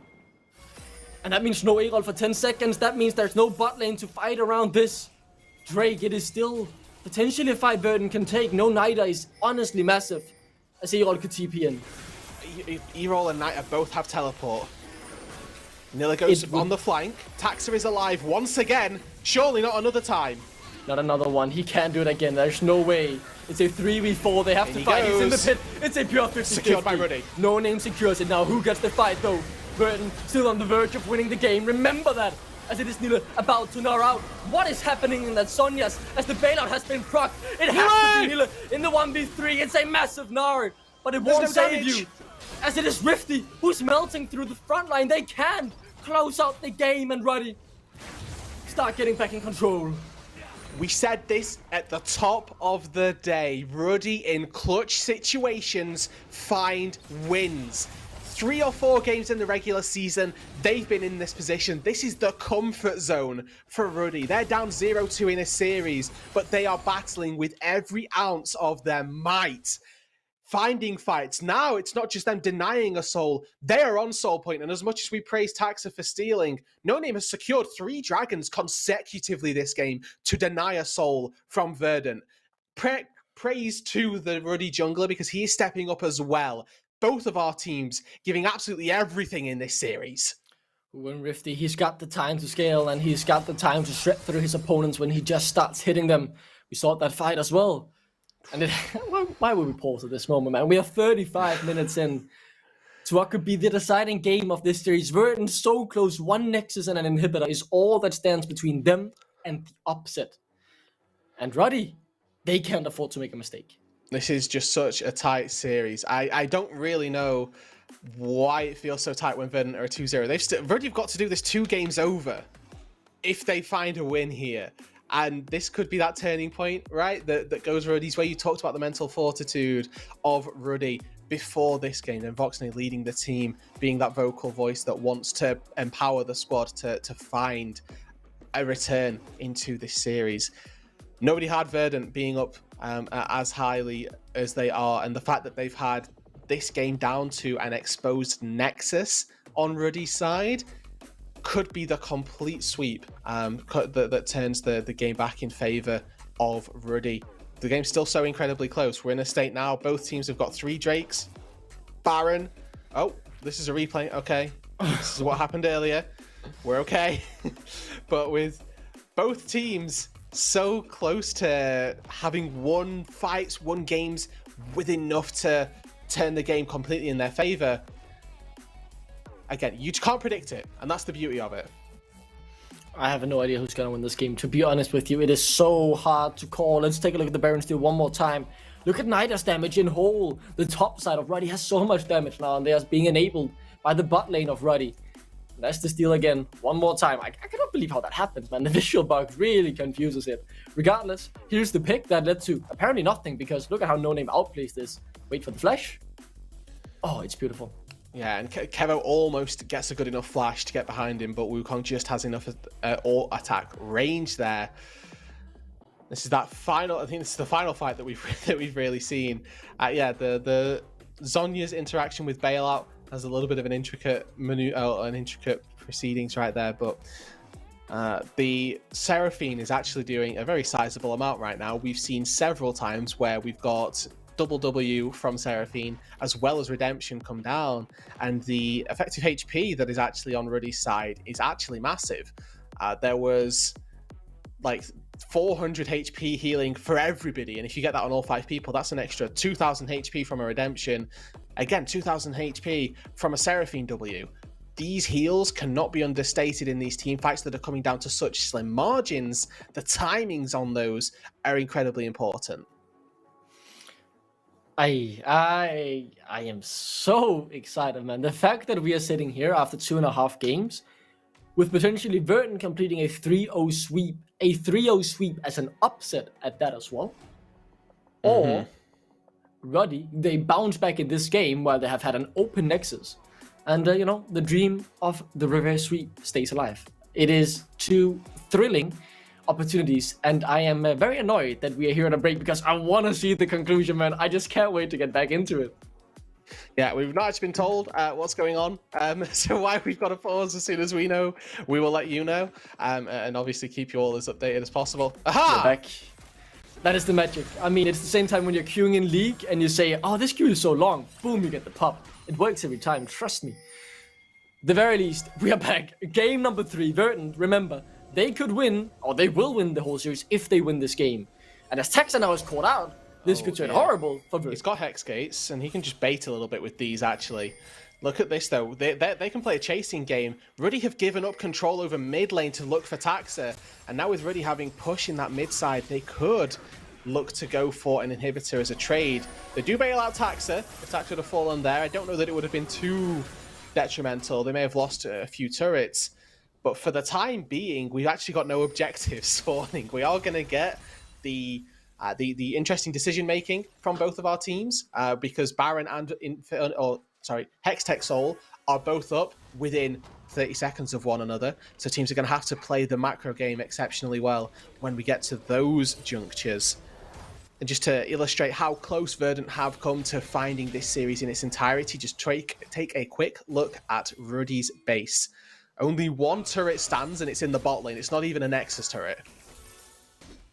I cannot believe it. This is so tense. The pressure on both of these teams so big right now. What are we looking for in the team fights? Who is going to be the one to decide who wins the game with an outplay? Kevo's got Cleanse, which is good because he can use Cleanse for hostile takeover or encore and then his ulti for the other, but it leaves him no space to peel away from Rifty No Name. Those 2 diving in have been your damage threats that are catching him out. He has got that Bloodthirster to give a little extra durability in these fights. He's recognised that getting poked at by Naito is actually costing him significantly as well.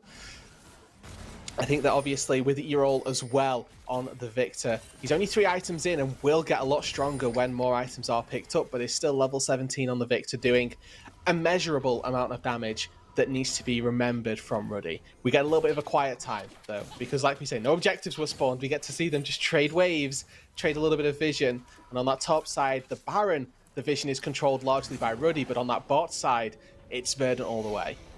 Let's cut it down. Verdant, 1 fight stands between you and the semi-final, an upset, a sweep at that. It would be such a storyline to follow if that happens. But for Ruddy though, they're down to being allowed to make 1 more mistake. If they make 1 more mistake, their NLC split is over. And as Verdant may be looking for something here on the 2 carries of Ruddy. This could turn out bad. Texas in the backline kicks Den Voxner straight into Naya. It's a beautiful bounce. And the mid laner falls instantly. Den Voxner set to fall as well. The hostile takeover is good, but it's not good enough. It looks to be all Verdant in this team fight. As we now rely on Rifty. But it's simply not going to be enough. It's simply not going to matter unless a miracle happens. As he still CC immune, but a 1v3 is just too much to handle. They've done it. A sweep, an upset. They've shook the NLC Verdant. They're going to the semifinals. Nobody saw this coming, Duckling. From the predictions at the top of the day to everybody else, Verdant a 3-0 was on the cards for no one, but they have dismantled Ruddy in this series. I cannot believe it. The underdogs reign supreme, and they book their day with Nord. Let that settle in. Coming into NLC 2023, the top 3 were always spoken about as Ruddy, Nord, Riddle. Verdant were an outside thought, and at the back half of the season, oh, they look good. Maybe we need to talk about them in the discussion with the top 3. And in the playoffs, they have made that statement that they don't just need to be taken seriously in games, but that they're going to be taking series and battling. Honestly, they only really got challenged in 1 game. The other 2, they were like, Okay, quick win. Let's move on to the next one. This game, they had to show something a little bit different, but even in this third game, the things that they showed were not just that they can out-hand check Ruddy, but that they also could move around the map better as well. Unbelievable. Such a performance. And from all 5 players as well. This was no 1v9 experience. This was no one shining brighter than anyone else. They were all shining so bright. They all had their moments. They all had their big plays. I cannot believe that Verdant as a team have leveled up this massively throughout the split, and commiserations to Ruddy. They've been incredible to watch both on and off the Rift. We do have to say goodbye to them here today though, but Verdant, what an upset, and definitely the story of the split to keep their eyes on. They might be going to the EMEA Masters if they win against Nord next week. Certainly something we have to consider. And this Verdant going through playoffs has been, is a different Verdant so that we saw for, I'd say 90% of the regular season. Coming into the end of the regular season, there were these questions raised about if they were going to be good enough, and that they looked like they could show up. But obviously moving into the playoffs, we needed to see more from them and needed to see it consistently stack up. They did it this game. They performed in this entire series. And now we know, yeah, they're a team to be trifled with. An incredible performance. Let's just take a look at some of the highlights here. You can see it as well because you see a good fight all of a sudden from Verdant. You think, wow, they were really good. And then you see a good fight from Ruddy thinking, oh, wow, they were really good. And both teams had so many good moments in this game. I particularly want to point out the last one, Verdant you mentioned it as well actually after this fight, that Verdant were winning on the macro play, and I think that's what won them the game in the end because they read the macro state so well and caught out both of the carries for Ruddy. I mean, we're going to be asked, right, Duckling, for 3 MVPs. I think as much as I'm going to ask for yours as well, just so that we're on the same page. But for me, it seems very clear. I think Nila, Taxa, Clark, Kevo are my 3 to put forward. I don't know if you have a difference, but I agree. I think, as I said, all 5 players played wonderfully well and had big moments. I don't think there's not a single player on the team who didn't set up a good play, didn't have a good pop-off moment, didn't do something impressive in this series. These were just the 3 most consistent standout performers. Kevo had a fantastic game 1 and 2, had a decent game 3 as well. Nila, solo killing in all 3 games. I mean, that is impressive. And Texas as well, getting a couple Baron steal. The change we saw from Texas' playstyle, one of the things you criticized him for was the passiveness and him more being a late game oriented jungler. He showed that he can still be that late game oriented jungler to play for the fights, but also have that early game ambition and the play, which was so nice to see to really round out his playstyle. And at just the perfect time as well. You touched on the macro play being the thing that won them out, but we also got to see that Taxa's career-long Lee Sin training has proved to be effective. That kick in the end there. The map movement won them the game, but it always helps when you're getting a kick. There's 2 people there, you kick one into the other. Gorgeous execution from Taxa throughout this series as well. Had a ropey early game on the Lee Sin, but when it mattered, we've seen now NLC Lee Sins become late game playmakers and not just early game dominators. It is finding those picks in the late stages that is actually setting them apart and putting them up that upper echelon of Lee Sin play. I really thought coming into today that if Verdant were going to win, it would have to be game 5. I did not see a way they would win this in just 4 games, even. But they did it in 3.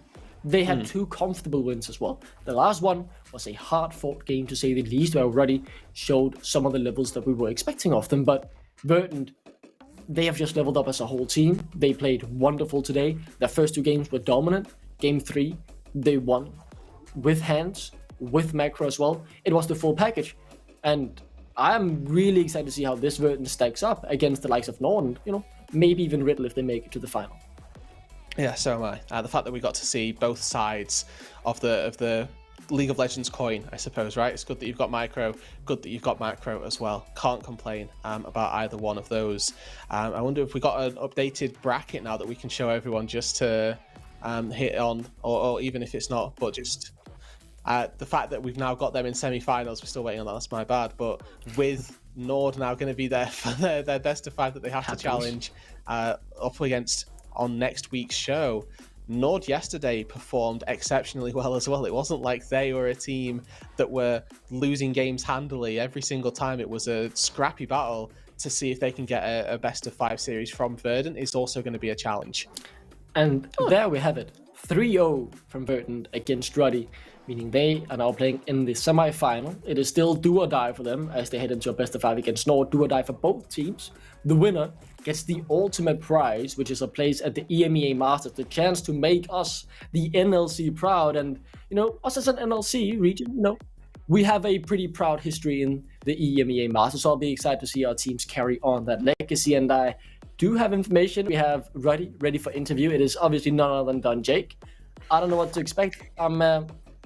Obviously a very tough loss. First of all, no Don jokes. Jake, No jokes today, I'm afraid, guys. No jokes today.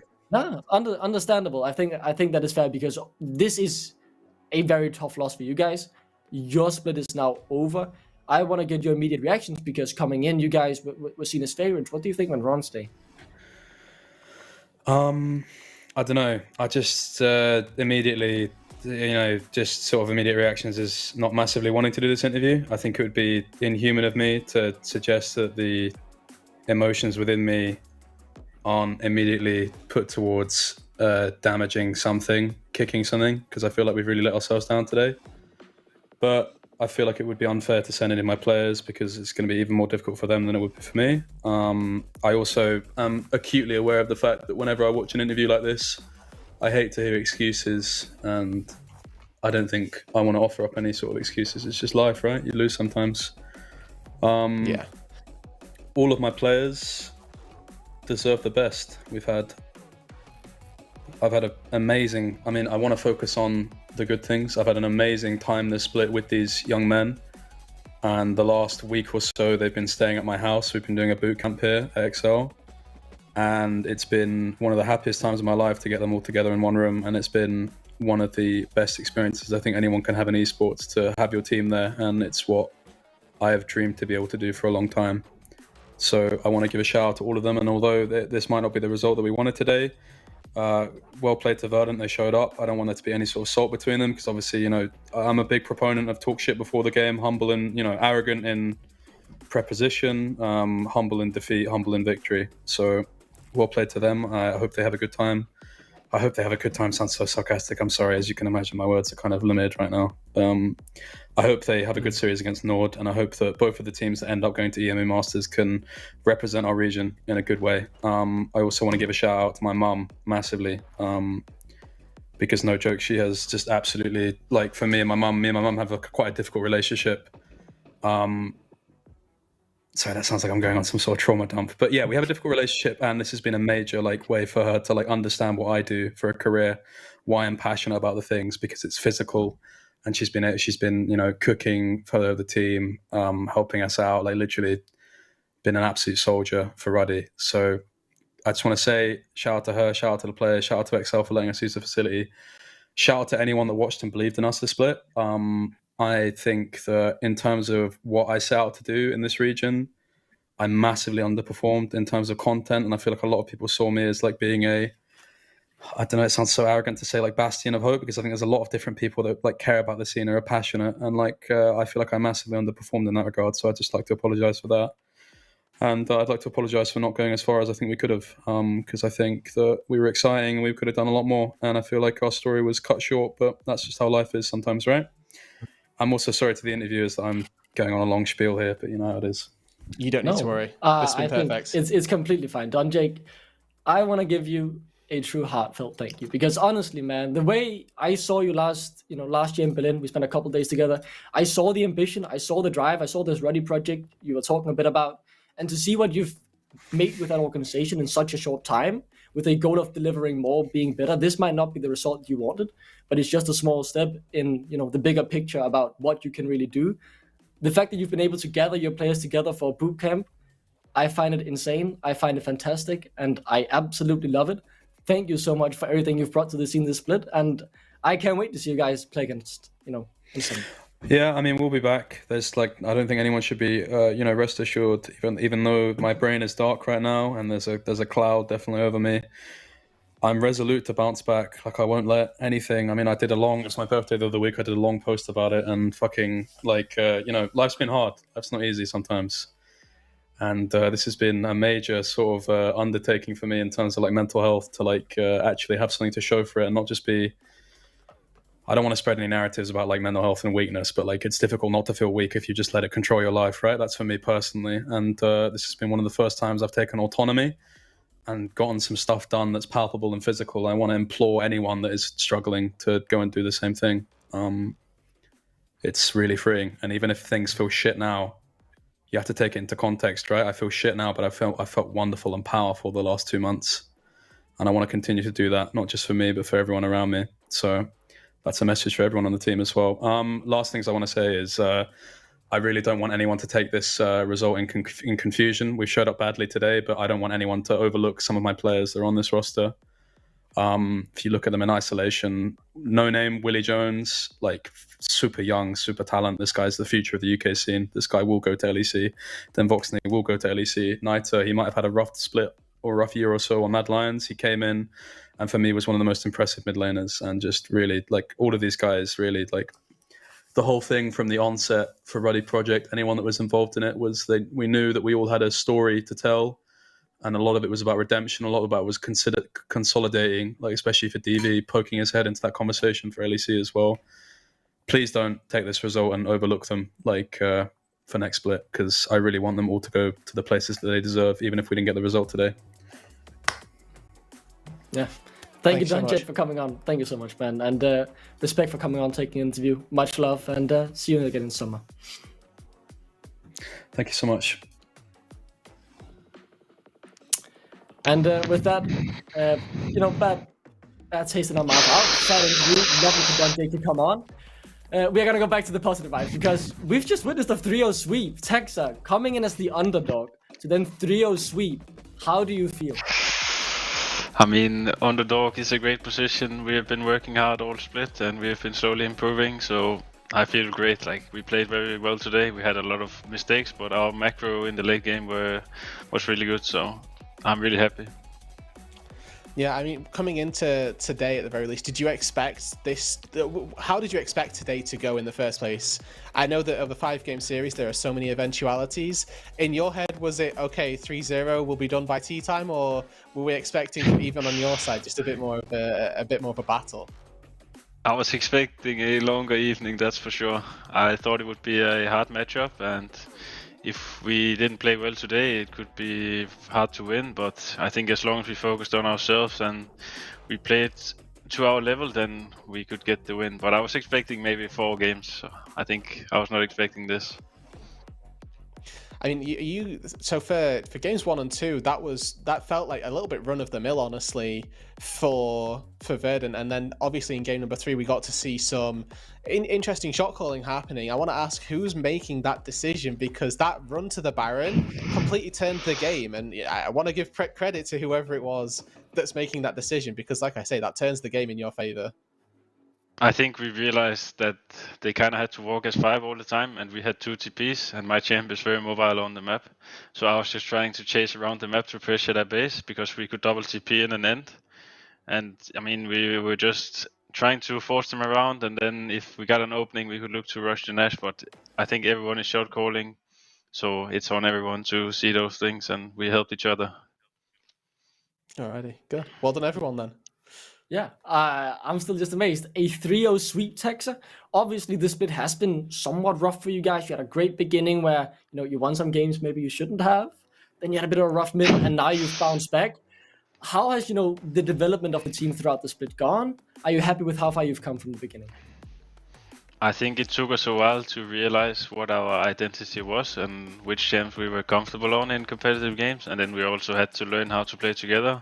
But we have had a slow and steady improvement, and I think it's nice that we are peaking in playoffs. Today we showed that we are actually a good team, whereas in the start of the split we got a lot of wins because I just got lucky and won some smite fights. So it's nice to actually show good macro and good gameplay. And we had a lot of solo kills in game 1 as well. That was really insane by my laners, so that was great. Yeah, the whole team was smurfing today. Texa, thank you so much for coming on here. Big congratulations. I'm super, super excited to see if you can get back to EMEA Masters yet again.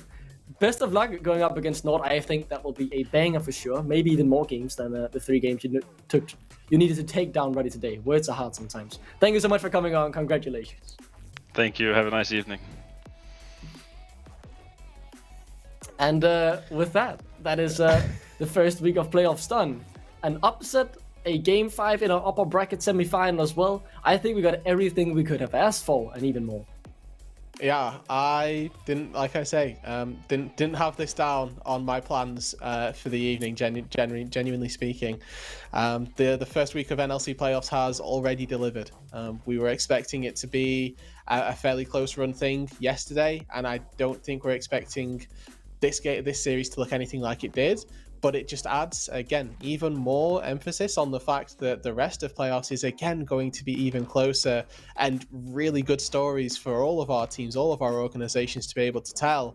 It was a UK civil war between our orgs today. Verdant came out on top, and now they get to go up against Nord, who've got their own massive following as well. Like, there's just a lot of stories in the NLC that are all coming to a head at the perfect time. Anything can happen, to be honest. Let's just take a look at the graphic one more time. I want to see who were our 3 MVPs of the day. You can decide who the real MVP is if you head over to twitter.com/NLClol. Our candidates are Nille, Texa, and Kevo, but I just want to give one final shout out to every single player in Verdant, because all 5 of them, the coaches as well, had a fantastic day. They all played well. They all drafted well. This Verdant was insane to watch, and if they play like this when they go up against Nord, I'm not going to be surprised if it's a 5-game series that could go either way, to be honest with you, because that one is going to be a certified banger, regardless of who you vote for. All of these 3 guys in front of you performed incredible today. Yeah, again, you shout out the coaching staff, the team, the players, all of them. Everybody on Verdant deserved this win, and they're peaking at just the right time. Taxa said it perfectly in the interview. The fact that they're hitting their stride at this time, it's kind of what we always talk about as casters, right? Oh, they need to step up at the right time, and playoffs is the time to do that. This is the perfect example of that happening for Verdant. And final words from me are just hats off to them, because today was a revelation in their squad. Yeah, hats off. I hope you all enjoyed the show. It was 3 games, but 3 bangers to say the least, as Verdant did complete the surprise upset, and just next week, we will see them take on Nord for a place in the grand finals and the final ticket to the Amazon EMEA Masters. But that's it for now. That's it for this week. We will be back Tuesday with our semi-finals. See you all then, and enjoy your week.